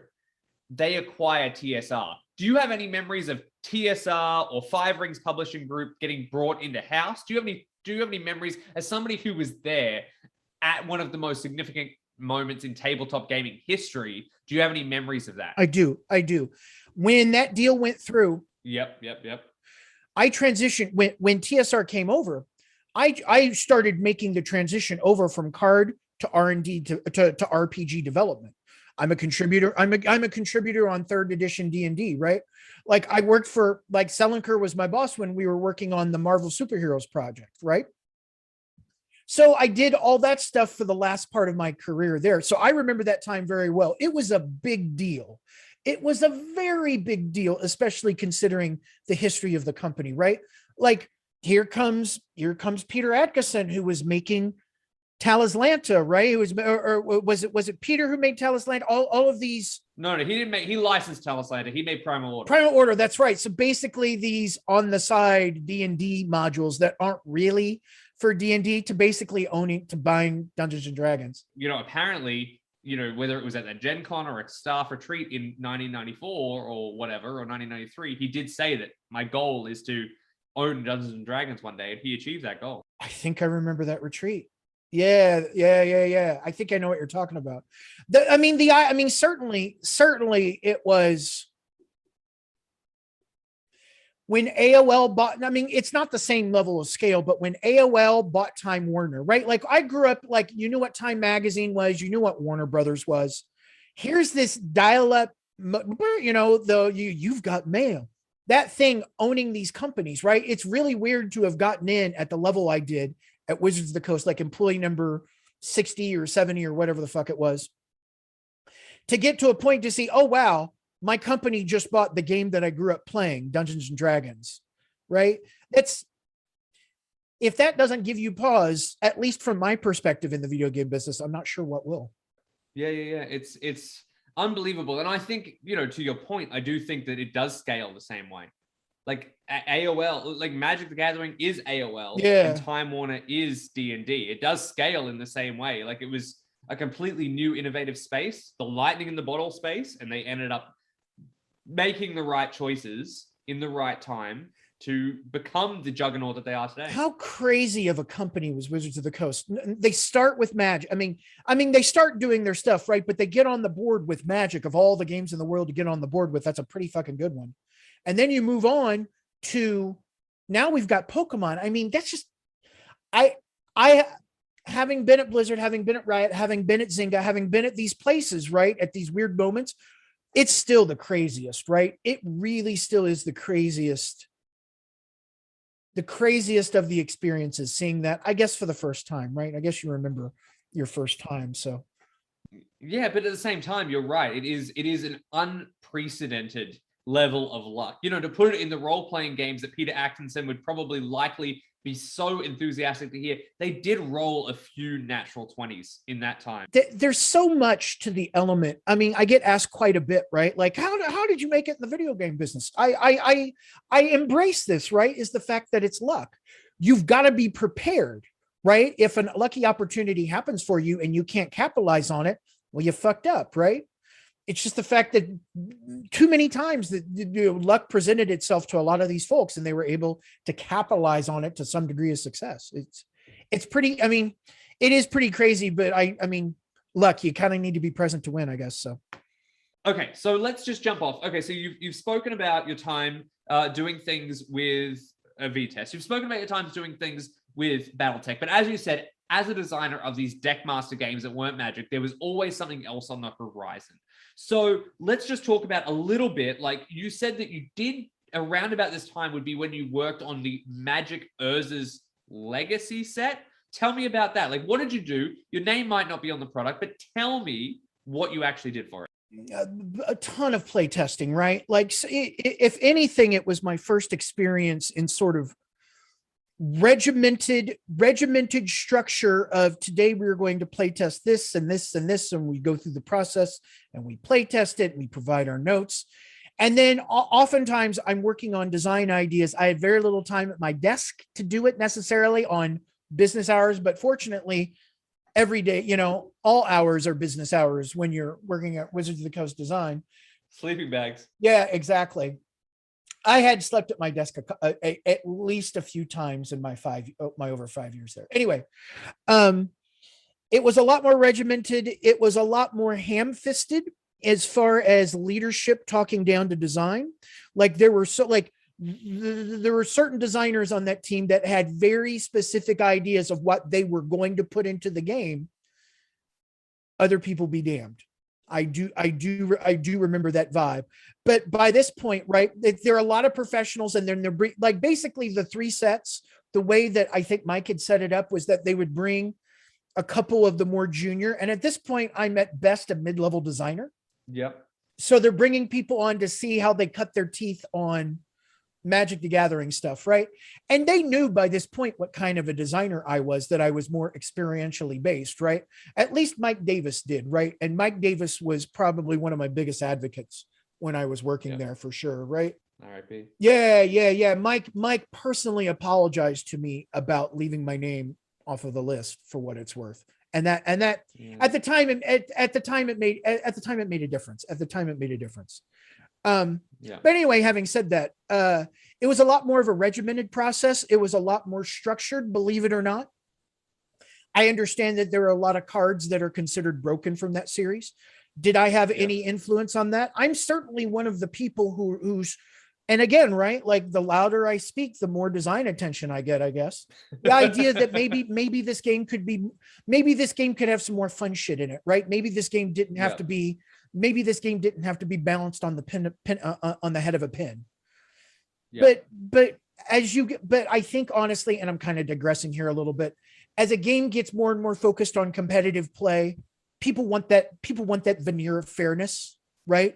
And cards that push RNG are not conducive to that kind of gameplay. So, and not when there is $1 million on the line or whatever it is in the play, organized play system at the time. When a product like that moves an order of magnitude, right? Which is the idea that now we have a professional tour. Now now hundreds of thousands of dollars of competitive money are on the line here. Then people are like, Chaos Orb has no fucking place in the world for a tournament like that, right? Yeah. So I liked, one of the cards that I really loved the most when I first got Magic the Gathering was Chaos Orb. Right. Wow. Well, speaking of cards you love, do you remember a card that you really loved or championed from that Urza's Legacy set? Something that you really had to fight to sort of keep, or something you really liked? I don't have a lot of memories of it, and I think it's a lot of memories of a specific card. I just remember it being regimented and a struggle. I remember hearing more than once, that's not what Magic does, right? I remember hearing that, or maybe some sort of paraphrase of that, right? And that to me, in a lot of ways, if looking at it, actually at the time, I couldn't put this into these kind of words, but to me, that really felt like it kind of violated the spirit of what Richard was doing with the game more than anything else. Absolutely. Like when you talk about Chaos Orb, that's a Richard card. It's so funny, right? Like, I mean, I have two mentors, two human beings that I look at in my life that are like, if I can attribute anything to my design skills, it is because I hung out with these people and they taught me some shit. And one of them is Richard, right? One of them is the power of the special, right? It's like the idea that you have a standard rule set and the special comes along and it's fun when it does it, right? It's that, holy shit, the rules just got crazy broken here, right? Oh my God, for 1 and B, you can completely remove a card, a non-black card. Terror. Right, exactly. Terror, right? Like I think one of the, oh my God, I just got this memory. One of the Duelist articles I wrote was about like almost bringing RPG flavor into how you play the game, right? Like I remember that anytime Richard and I were playing a game, anytime we played Terror, we would have to scream. Right? And this was kind of like this was like research for the article I was writing. I remember but there's millions of dollars on the line here for that, no doubt. But apparently my influence is in how broken, I guess, the middle set was. Or at least somebody will lay the blame with you. Before we move away from that, there is two. They can't lay it too much. They left my name off the credits. They can't blame me too much now, can they? There's a lesson for Wizards of the Coast. Right. Yeah, take that. You missed the opportunity there. Certain person's name who I won't mention. Okay. So famously, the Wizards R&D team got yelled at for what happened with Urza's blocks. Urza's Destiny, Urza's Legacy, Urza's Saga. Those three sets were notoriously broken, and they actually got yelled at famously by with Peter Atkinson. Were you present at that? If I was, I have put it out of my mind. I don't remember us being yelled at specifically. It may have been the leaders of the team. A lot of, one thing I remember about Peter was that he seldom, if ever, criticized in a large group. So it certainly feels like something that the leaders of the team may have been. Yeah. Or the core design team. The only thing I remember are the weird passive aggressive things that a couple people did. I don't remember any like, oh my gosh, you completely fucked up. Example? The discovering that my name had been left off of the design work that I did for the Magic the Gathering set, right? And I mean, they were able to continue the tradition of misspelling Charlie's name, but they just couldn't be fucking bothered to put my name on it. Well, Charlie Cantina. That's right. A person couldn't be bothered to put that on there, but that's not, but again, right? Like I mentioned this because the memories come up. I have hopefully moved on since that, but yeah, I remember regimented, less creative process than I had grown accustomed to working on the Deckmaster side. That's my answer for you, Rands. All right, so you're moving on to other projects. Wizards of the Coast is expanding in an entirely new way that nobody expected. All of a sudden, they're getting tapped by this company in Japan, Nintendo and Game Freak, to make an entire English version of this Pocket Monsters Pokemon game. What is your memory of like when that was coming into the company and what the perspective of, you alt rock gothers thought about this kids, essentially Tamagotchi style product? If I was a less scrupulous person at this point, Rands, I would tell you, oh man, I totally saw Pokemon coming and I loved it. And I was so excited to work on it. I saw it coming. I was like, please, Jesus, don't let me work on this. I don't want to work on this. I don't want to work on this. Fuck, I'm working on this. And that's how it started for me, right? Because back then, right, like at best, I'm a mid-level designer. I'm getting assigned what I'm getting assigned to. So a non-insignificant part of a year is me play. And here's the thing: we're play testing these cards. We're just trying to compose ideal decks. We can't even really change the language on the cards. That's a huge negotiation point, and that was the most frustrating part of working on it, right? Because as a developer of cards, oh, I don't think this card works this way. You can tune it this way. Well, for Pokemon, it was very difficult, if even possible, to get changes, at least the way it was explained to me at the mid-level. Having said that, though, it quickly dawned on me. Fortunately, maybe a broken clock is right twice a day, but it finally dawned on me. This is a good game. This has got potential. Stop being an idiot and try to get into this. And I'm going to lead you on a question, which is the moment that it dawned on me that Pokemon is the shit. Is we're at our very first tournament at the Northgate Mall. We're based in Renton, Washington at the time, but Northgate Mall is kind of northern Seattle, right? And it's a Pokemon tournament. The memory that is emblazoned in my mind is just standing in what I can only describe as a sea of children, right? everywhere you look, along the walls, where it's sort of like an entrance to the mall, right? We're not in the mall. We're not like in a room proper, but it's like the entrance, like an alcove, right? An alcove in the mall, and it is children everywhere of varying ages, right? It's not just all 7, 8, 9-year-olds, but it's a sea of, can you have a conversation over, oh, Charmander, oh, Pokemon, and then I'm gonna play Charizard, and then I'm gonna Pokemon, and it's just, the kids are just frothing at the mouth. The parents are kind of staggering off into the side. It's like, Jesus Christ, please just entertain my child for a while. Enough about the Pokemon, right? It really was that vibe, that feeling of chaos, just because there were so many kids, so many people who wanted to participate in that tournament. That, again, like when you stand in that sea of children, you have to think to yourself, yeah, there's probably something special going on here, right? I'd already started to kind of, I don't want to say fall in love with Pokemon, but respect Pokemon for what it was doing.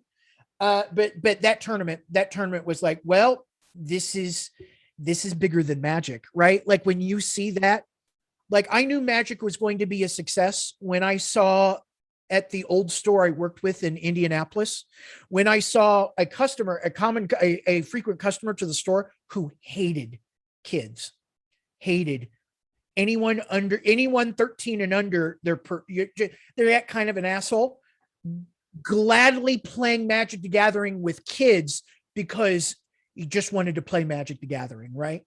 And he was being, and it was warping, right? It certainly warped that asshole, right? To a point, it's like, oh, Jesus. It was that moment, right? It's just those moments where it's not a report, it's not a business report, it's just that anecdotal, holy fuck. You look around you and you pause for a moment, and you go, what is going on?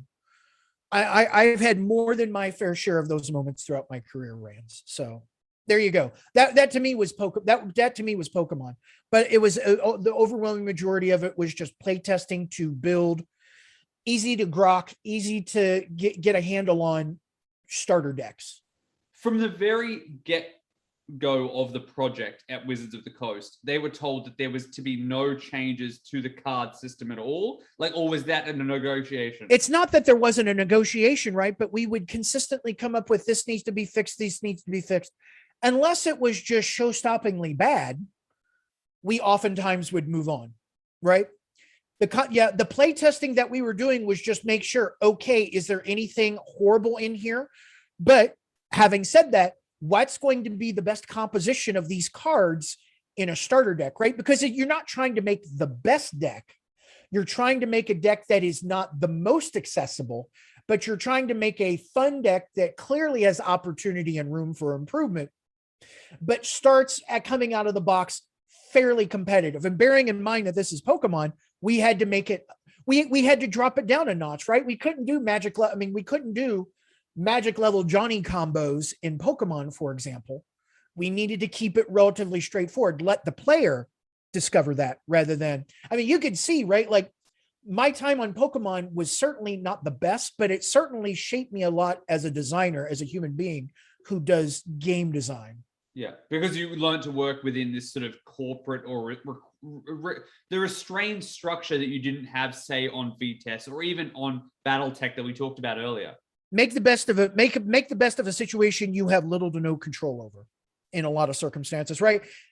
Do what you've been asked to do, which is not redesign the set, but to come up with the best possible decks, the best possible play experiences, so a lot of people can get excited and start to play Pokemon right away. So your role specifically was to just create structure decks? Is that what it was? Like theme decks? Structure decks, theme decks, cards like that. Test the new sets as they come out. This isn't to say that we didn't have any latitude over the cards, but Shawn Baba Ganoush Carnes at that particular point in the early to late 90s didn't have the clout that he did maybe 10 to 15 years later, right? So it's going up through a chain of command. Maybe my feedback resonates with my boss. Maybe my feedback doesn't. Maybe it gets added to an overall, like, hey, there are these cards that are kind of broken in this way, and this is maybe one of them. Like, you can't really stop developing a set of cards just because you don't have the same degree of latitude over the cards that you may have had previously, if that makes sense. You know, you're being assigned a task to do, which is, you know, make these decks, right? Like make these cards work together enough that players are excited about it, which was, I think, a great task unto itself. But in that case, I just want to quickly ask, in the same way that Wizards of the Coast's Magic in 1993 and 1994 are seen as a sort of holy glory days, in the same way, Wizards of the Coast's effect on Pokemon are seen as like a special era in that particular game's history. What specifically do you remember, if there was any products or anything that you had a direct influence over, whether it was a specific theme deck or a specific compiling of a specific expansion set or anything like that? Was there anything that you had a direct influence over that you remember specifically? I feel like I had more influence. I certainly feel like I can look at the shaping of a number of those decks that we released and go, yeah, my vibe is in there. My input is in there. You know, and some of them I even directly play tested myself. Right. But having said that, right, again, it's not the general sense of, yeah, I made this one deck and it felt pretty good. It was like, this is my masterpiece deck. Right. It's when my vibe as a designer is that I'm not designing, I'm developing. Right. And as a craftsman, I always view my design and my development work as a craftsman. I certainly have things that I like to do, but I'm more focused on the general, like the idea that it was successful and the idea that they kept me on this because I guess I was pretty good at it. And the fact that we continued to do this for a while. I mean, seriously, this is like, of all the various projects I worked on, this is probably the one I worked on the most consistent over the course of time, right? I mean, and it turned out to be super big, important business for us. So I don't remember a specific moment, but I remember, again, right? Like this leads up to, what am I going to do here for the rest of my life? Am I going to work on this, or am I going to work on these Pokemon cards? I'm never going to get an opportunity necessarily to get access to Magic if I have the relationship I have with certain people on that team.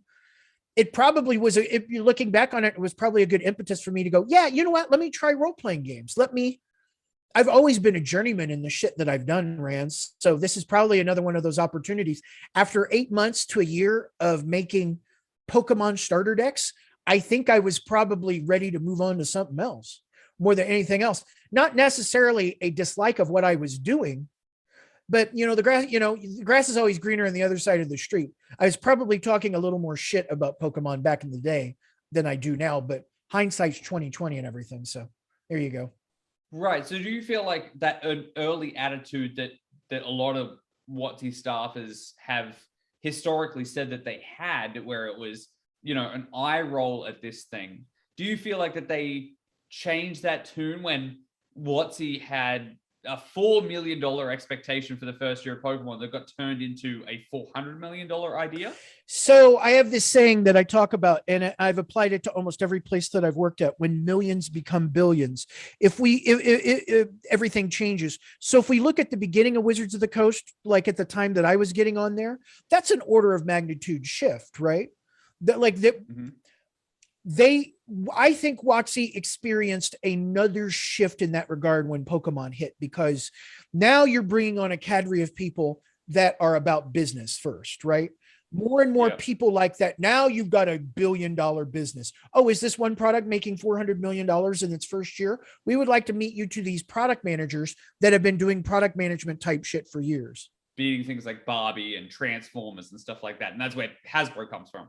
I mean, Hasbro comes along not necessarily because of Magic the Gathering, but because of Pokemon and Magic and all the other things that we're doing. But I mean, Pokemon at the end of the day, right?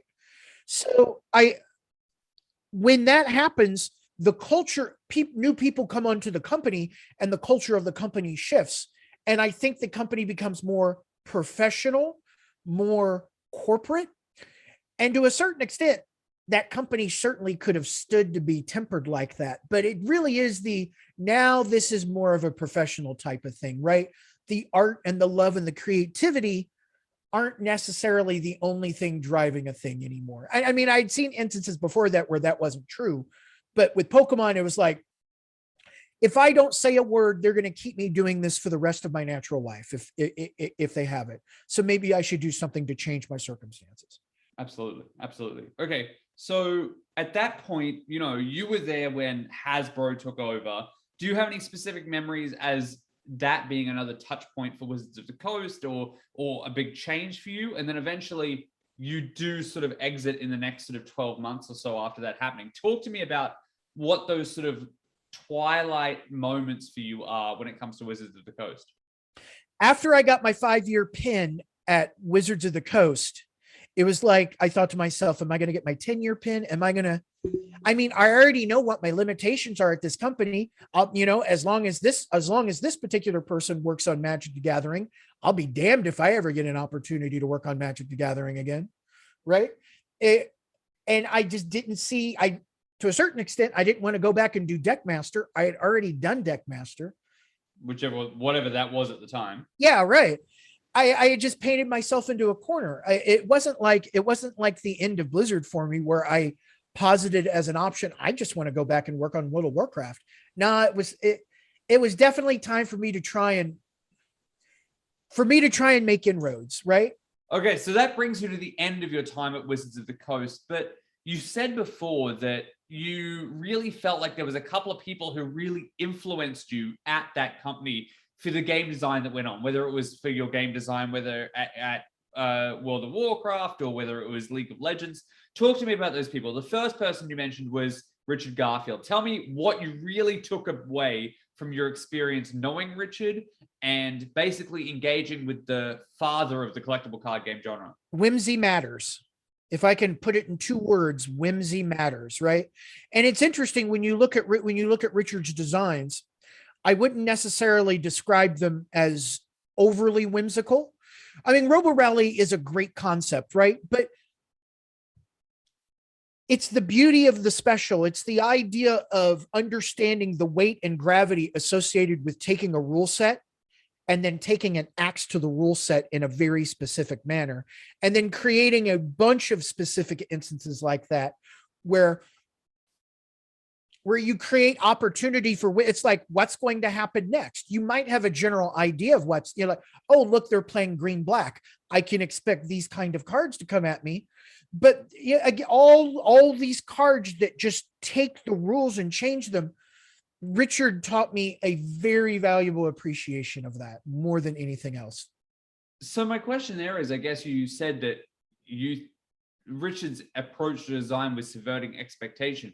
Do you think things like Moxes and Black Lotuses are that, or do you think that they're a different byproduct altogether? I think the existence of Moxes and Lotuses in the game and all of the power cards are there because not enough people were playtesting the game from the perspective of competitive fair play, right? Right. I think if the game had been designed and tuned more toward that, it would not have had the great start that it did, right? You could even look at it from a perspective of covertness, right? Like you secretly want to pad sets like that with power cards like that in case it takes off. But you're starting this shit. I don't think any of those thoughts are in there, right? It's the idea of like, hey, here are these mechanics associated with the rule set that we can modify. So rather than have a land that generates 1 mana, what if we had an artifact that generates 1 mana? And then as developers and designers, you take that to its natural extension. It's like, hey, 1 of each color. Hey, maybe these lands produce 2 of each color, but there are special rules associated with it. Yeah. Dual lands. Yeah. Yeah. I'm trying to stay on. I want to stay on target toward your question here, right? I feel as the more successful, and you could arguably insert a lot of games in here, but as the more successful Magic got, the less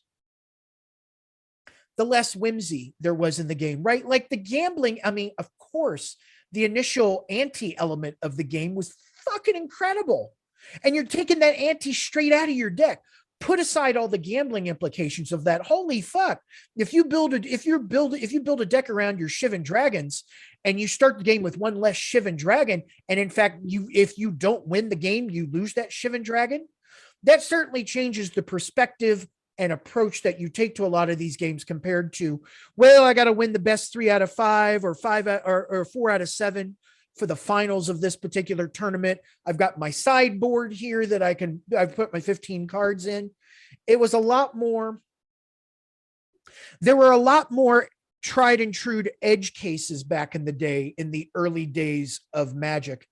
And I think the more that you play test a thing and hone it toward competitiveness and universal fairness, you run the risk of driving the whimsy and delight and fun out of a game if you're not careful. And that has been my standard by which I will go to war with on design for a long time. And you feel like you learned that from Richard himself? I certainly feel like at a minimum, it validated my approach. But then when you see Richard in action, you're just like, of course, this is the right path. And he's really fucking amazing at what he does too. And again, right, a universal theme about great human beings is that he's a great human being too, right? Like he's the type of person that you would be delighted to be stuck on a plane with for 14 hours. Yeah, absolutely. So I guess my question at the moment is, you have once said that the game design heroes that you are really worth knowing are the ones that you don't know.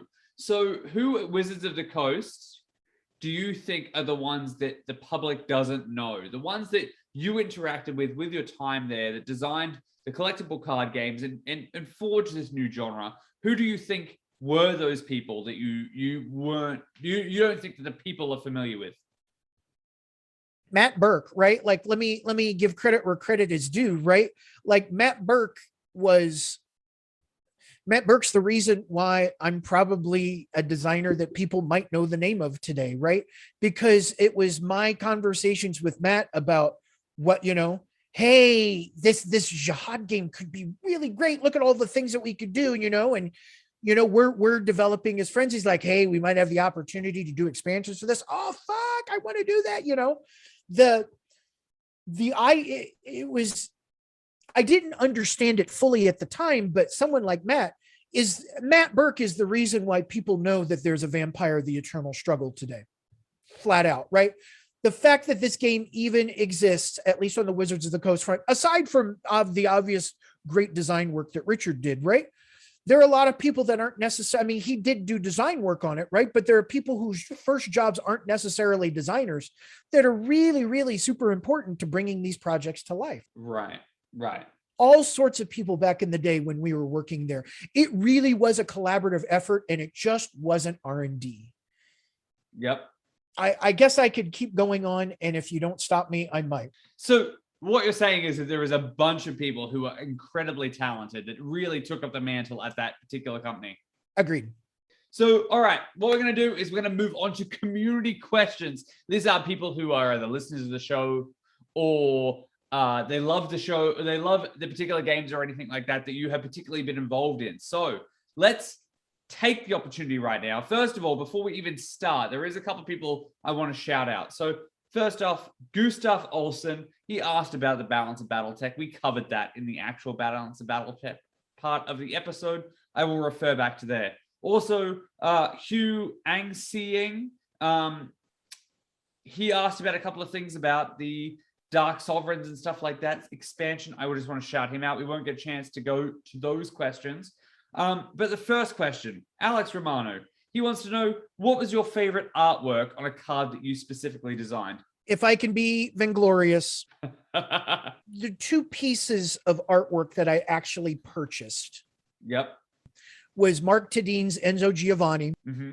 I basically gave him a picture of me in a white pirate shirt. And it was like, this is Enzo. This is the character it wasn't even Enzo. It was my goofy Tremere and that I was playing at the time. And I just thought he did a great representation of someone trying to play. Like, I'm a Giovanni, which is a little weird, but whatever. I clearly look pallid, but there's a little life in my cheeks. I've got the mask in front of me. It was sort of that, again, right? Like we had talked about, like, it was very difficult to identify those moments. Finally getting the original artwork for that and having it up in my house as long as I did before it got stolen out of the back of my car. Wow. A number of things got stolen out of the back of I lost it that way. But the original artwork for Enzo, but the next one is a Heather Hudson piece called Toreador Justicar.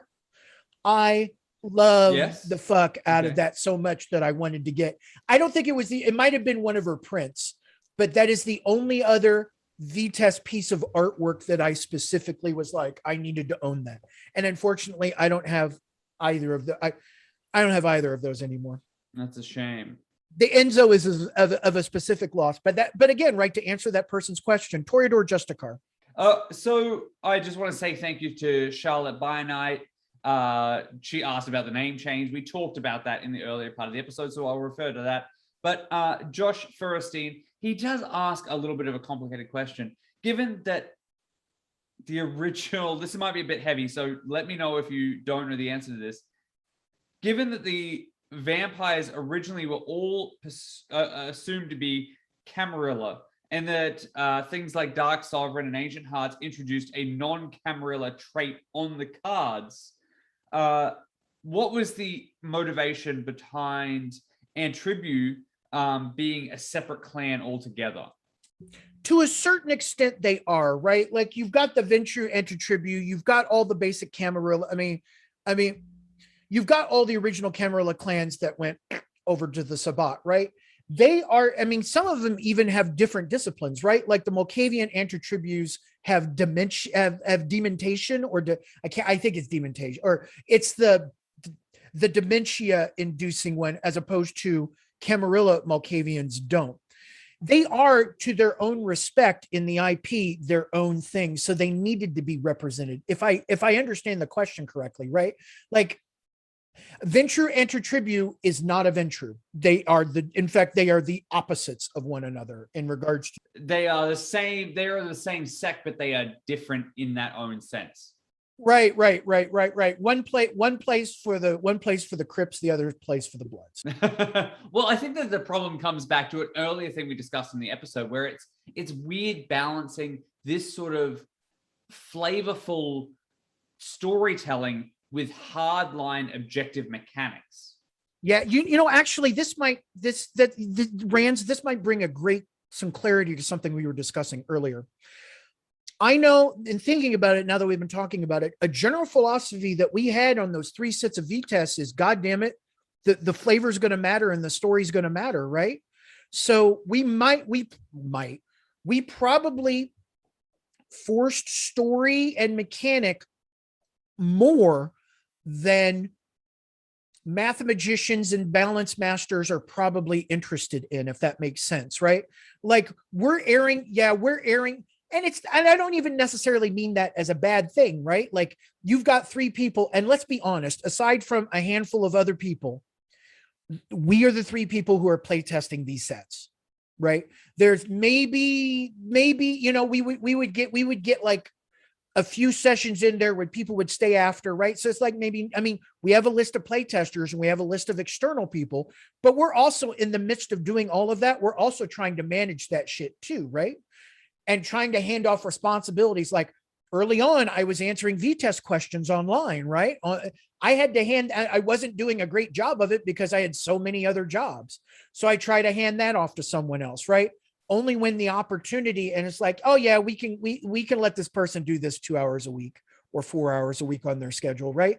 You take what you get. Yeah, but that may not have been enough resources to balance it the same way as another game that maybe Wizards of the Coast might have been publishing at that time. I think if Wizards of the Coast had more energy and desire to focus on something other than Magic, VtES was a great candidate. But again, right, like we had talked about early on, you kind of fuck yourself early on when you change the name of your product and the name of your product is on the back of the card, right? That's like horrible fucking start. That's like the starter gun goes off and you just fall over. And then now you got to pick yourself up and start running. Still the number 2 game in the business. And it was good business for what it was worth. Because every time that somebody started playing, you had to explain to them about what the history of the game was. They couldn't pick it up like Magic is. Yeah, some people have Jyhad on the back of their cards. Some people have VtES. It's okay. But yeah.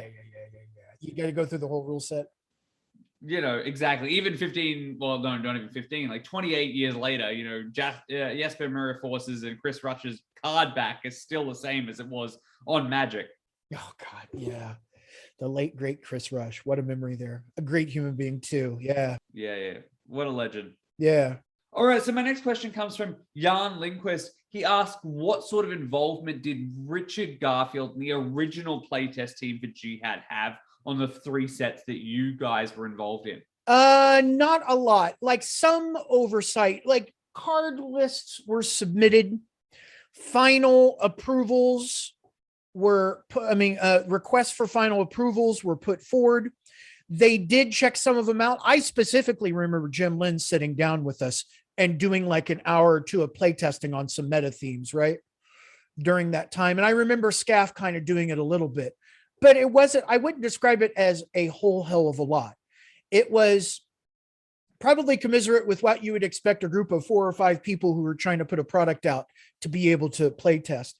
I would equate it to probably a little less balanced than the original Magic set. So that's amazing. So, all right. And the next community question comes from Robert Goody. He asks, do you think that the specific theme that Vampire lived in, like this sort of, you know, underground Gothic sort of theme, hurt the game long term as far as the company goes, as it began to grow, as Magic began to become this sort of more mainstream thing? Do you feel like there was a separation and a disconnect between those two things? It could. Yeah, I think it's an interesting question, right? I think it might have contributed a little, right? But at the end of the day, I don't think the flavor of the intellectual property and the World of Darkness, it's called the World of Darkness for a reason. It's a pretty fucking dark IP when you get into it at times, with monsters being real, right? Vampires, werewolves, mages, wraiths, the fucking mummies, zombie, all kinds of crazy shit going on, right? I think that IP certainly doesn't hit a sweet spot on any of the Hasbro sell sheets that I can think of off the top of my head, right? But I don't think that was, an overwhelming factor. What I think happens in any TCG is that it achieves sort of an evergreen state, and that expansions are going to have some spikes, but you know, they call it evergreen for a reason. You're coming in for a landing. And like other games, VtES had hit that point. And so it was, at least from my recollection, and it's not concrete, it certainly felt like a good time. Like, hey, we're going to move on to, hey, you want to design BattleTech? We got BattleTech going on over here. Yeah, it was moving. It very much became moving on to a new project. Like that game had, at least from our perspective, maybe ran its course. Well, and how many games are so lucky that they get picked up by their original, or, you know, the initial property owner, you know, and the stick gets run with them for another 9 years. Yeah, it's interesting how it wound up back with them. Oscar Garza over there is another big shout out. He was huge on the White Wolf side for driving that action. Oscar Garza the third, a good human being. So I have an incredulous smile on my face right now because my final question comes from Oscar. Go ahead. Completely unplanned. Fucking love it. I'm sorry. Yeah, that was completely impromptu. It was going to get asked anyway. He asks, where does Baba Ganoush come from? So the name Oscar, first off, I haven't talked to you in far too long. Hopefully you're still married to that lovely lady that I had dinner with. We the last time, I think he was in Vegas, we went out and did something, or like one of the last times he was here, we went out and did a thing. Maybe I'm wrong. And maybe it wasn't Vegas. Fuck, I can't remember. Anyway, where does the name Baba Ganoush come from? The name Baba Ganoush comes from 2 places. I picked it up when I was working at Blizzard, when I was working on World of Warcraft. One of my fellow quest designers, my sister from another mister, she listed as Susie Brownell. She goes by Christine now. She had these frogs. She had a terrarium that she kept at work, and she got some frogs, and we needed to name some frogs, right?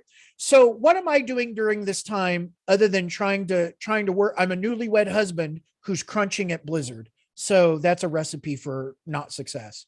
But that said, what am I doing during this time? I'm working a lot of hours at Blizzard, but there are TV shows that I'm watching to sort of keep my mind at ease. And one of these is Most Extreme Elimination, MXC. Japanese Jackass. God, I love that show so much. And one of the names that would commonly reference it up and now for the home team, it's Sally Baba Ganoush. I can do it. And so it's like, it's Billy Baba Ganoush. And so I would be saying these things, you know, inevitably I quote all the time, right? So every once in a while I'd be like, what's your name? How about Billy Baba Ganoush? I can do it, right? And she would know what the reference was because I was saying these things all the time. So the frog got named Baba Ganoush as a result of that. And because the frog got named for it, it's like, well, you know, I had screwed myself over on my previous nickname, Gracchus, Graccus, which was my name in the EverQuest days that was carrying over to World of Warcraft. Well, I did a real boner and I made sure that no one could have the name Gracchus, Graccus. What I did not calculate into that calculation was me going, because I wanted to reserve the name for myself, but all I did was blacklist it, so I couldn't even use my own name. So I'm in the market kind of for a new nickname. And of course, when this is going on, the Baba Ganoush thing is running wild.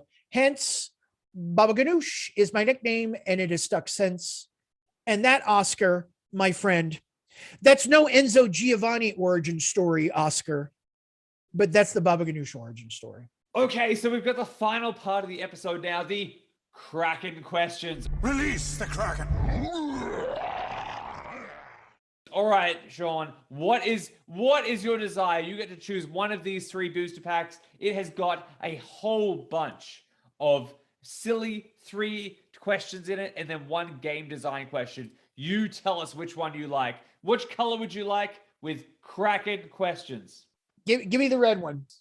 All right, common question number 1. What is your favorite deck to play from any collectible card game? Any collectible card game. Oh, fuck. I still have some back here too. One of my original I typically give away all the cards when I leave games. I still have some original WoW TCG decks back here. I got a hunter deck I was super proud of at the time. I'll say this. My favorite decks, if I can expand it out a little bit, are the WoW TCG decks that I still have ready to go from just basically the first set. And the hunter one would probably be one of my favorites. All right. Well, that's fantastic. So my next question is, as somebody who was very heavily involved in Magic, if you could take one of the 5 colors out of Magic, which color would you remove? God, I don't want to take any out because I think it makes it a shitty game, but probably the most confusing aspects come from Ubel, is what we used to call it back in the day, the Ubel, right? Because, yeah. So probably it's a bad answer, but I'm going to say blue just to make the game a little more accessible. I mean, Johnny's revolting, right? Johnny is in arms in the streets saying, fuck you, Shawn, for removing blue from the game. But we'll go blue to make it a little more accessible. But I think it's a bad idea to remove it. I think that question is sus. All right, so this one is, which video arcade machine have you spent the most money on? Gauntlet. Gauntlet? You think you've spent more money on Gauntlet than anything else? Probably Gauntlet. I can just constantly playing it, oddly enough, at the supermarket that my parents would go to when I was growing up. They would have and when I'm saying growing up, however, whatever age I was, they had a Pac-Man machine and they had a Gorf. Have you ever heard of the stand-up arcade game Gorf? It's like 5 to 6 shitty versions of games already out there, but all kind of wrapped up into one game. Gorf. I played the fuck. My mom, I'm going to play Gorf. All right. I would start playing Gorf. She would go supermarket shopping. She would start to come out. I would wrap up my game and we'd go, or I would be done. I have an idea. I never tried to make her wait for my Gorf game, but certainly consistently lots of quarters playing Gauntlet. On a single stream of quarters, Gorf probably. And then probably Pac-Man is probably a close second. Like the original pet, like fucking God. Okay. Oh my God. I didn't realize that I like a secret podcast here.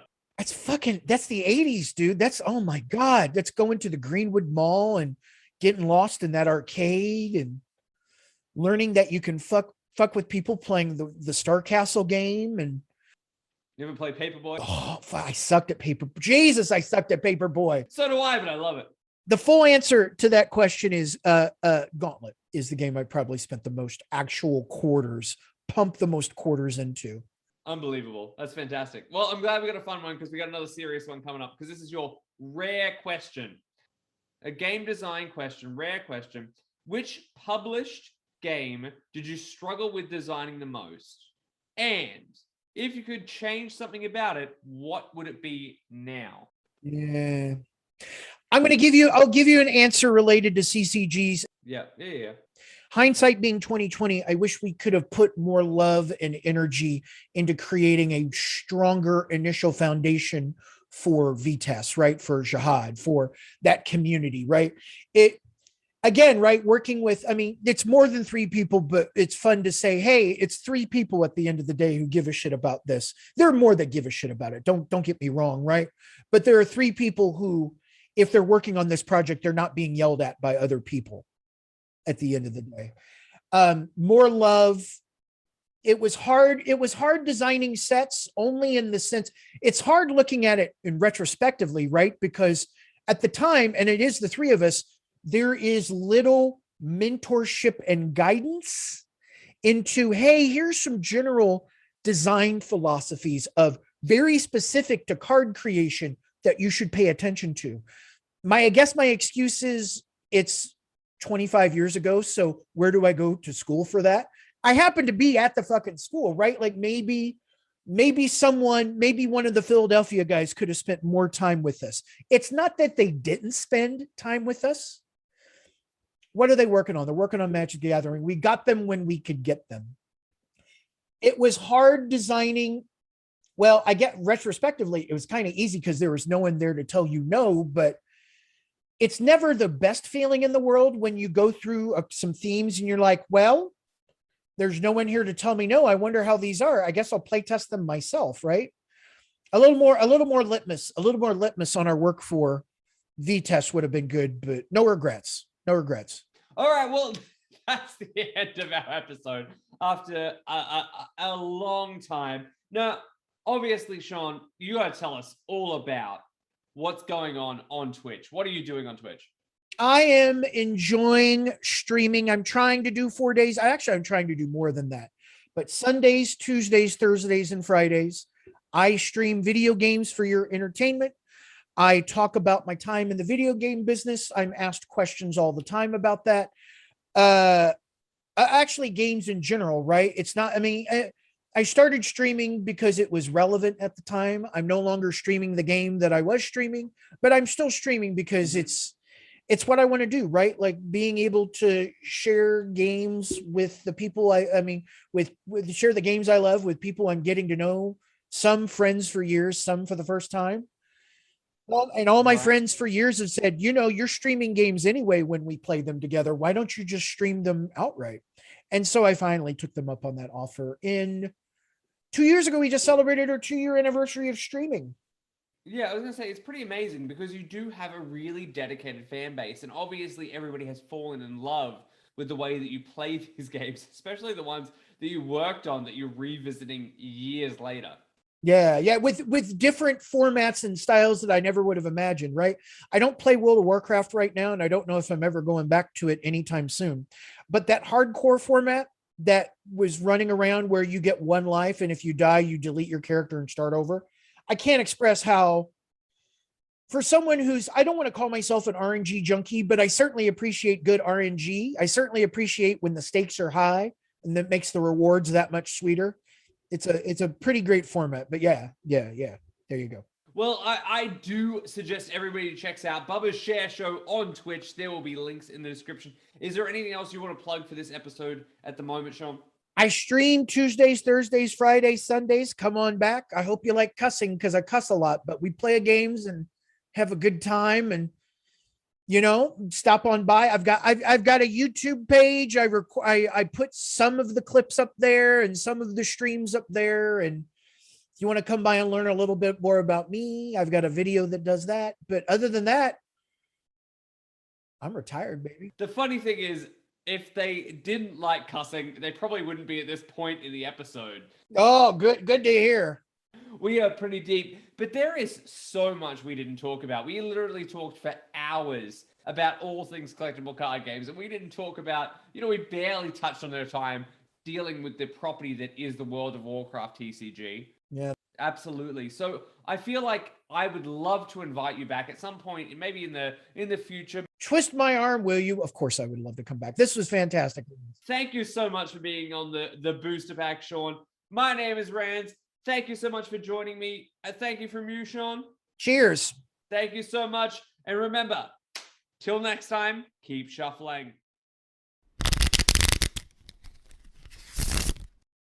And there you have it, guys. Our episode with the immortal Shawn F. Carnes, Esquire. Now, of course, if you want to see more of Shawn, be sure to check out the link in the description below. That is to his Twitch channel, Bubba's Share Show. He is a delight to watch play video games. As you can tell, completely lovable, completely honest, and he cares a lot about the community he crafts over there on Twitch. I highly recommend it. Even if there was a question that I didn't get to in this episode, jump over there when he's streaming and maybe ask it yourself. He would be delighted to have you.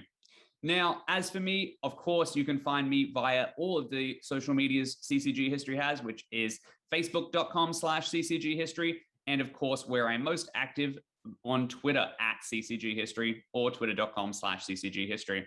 Now, if you have anything you want to let us know, whether that is a suggestion you have for a game you want to hear represented on this channel, or if you have a suggestion for a Kracken question, you can let us know via those social medias in the comments below, or of course, you can email us at the booster pack email, which is in the description below as well. We would love to hear from you, and we will do our best to cater to any requests you might have. So that is it for another episode. I can't wait to bring you the next one. And until next time, keep shuffling. Hey guys, welcome to the Booster Pack. My name is Rands, and this is the show where we unwrap the stories and crack the mysteries of collectible game history. And on to the show today, we are going to go back. We are going to go way back to the very adolescence of collectible card games. The salad days, if you will. The time, it was the 1990s. The place, it was the familiar Wizards of the Coast. And on this quest, we have a very special guide, our guest today. Let me introduce them. Now, I feel like if I introduce our guest today as anything less than a titan in gaming, the gods of gaming will strike me down. You're fucking me up, Shawn. All right, no. Keep this one. This is great. I love this, seriously.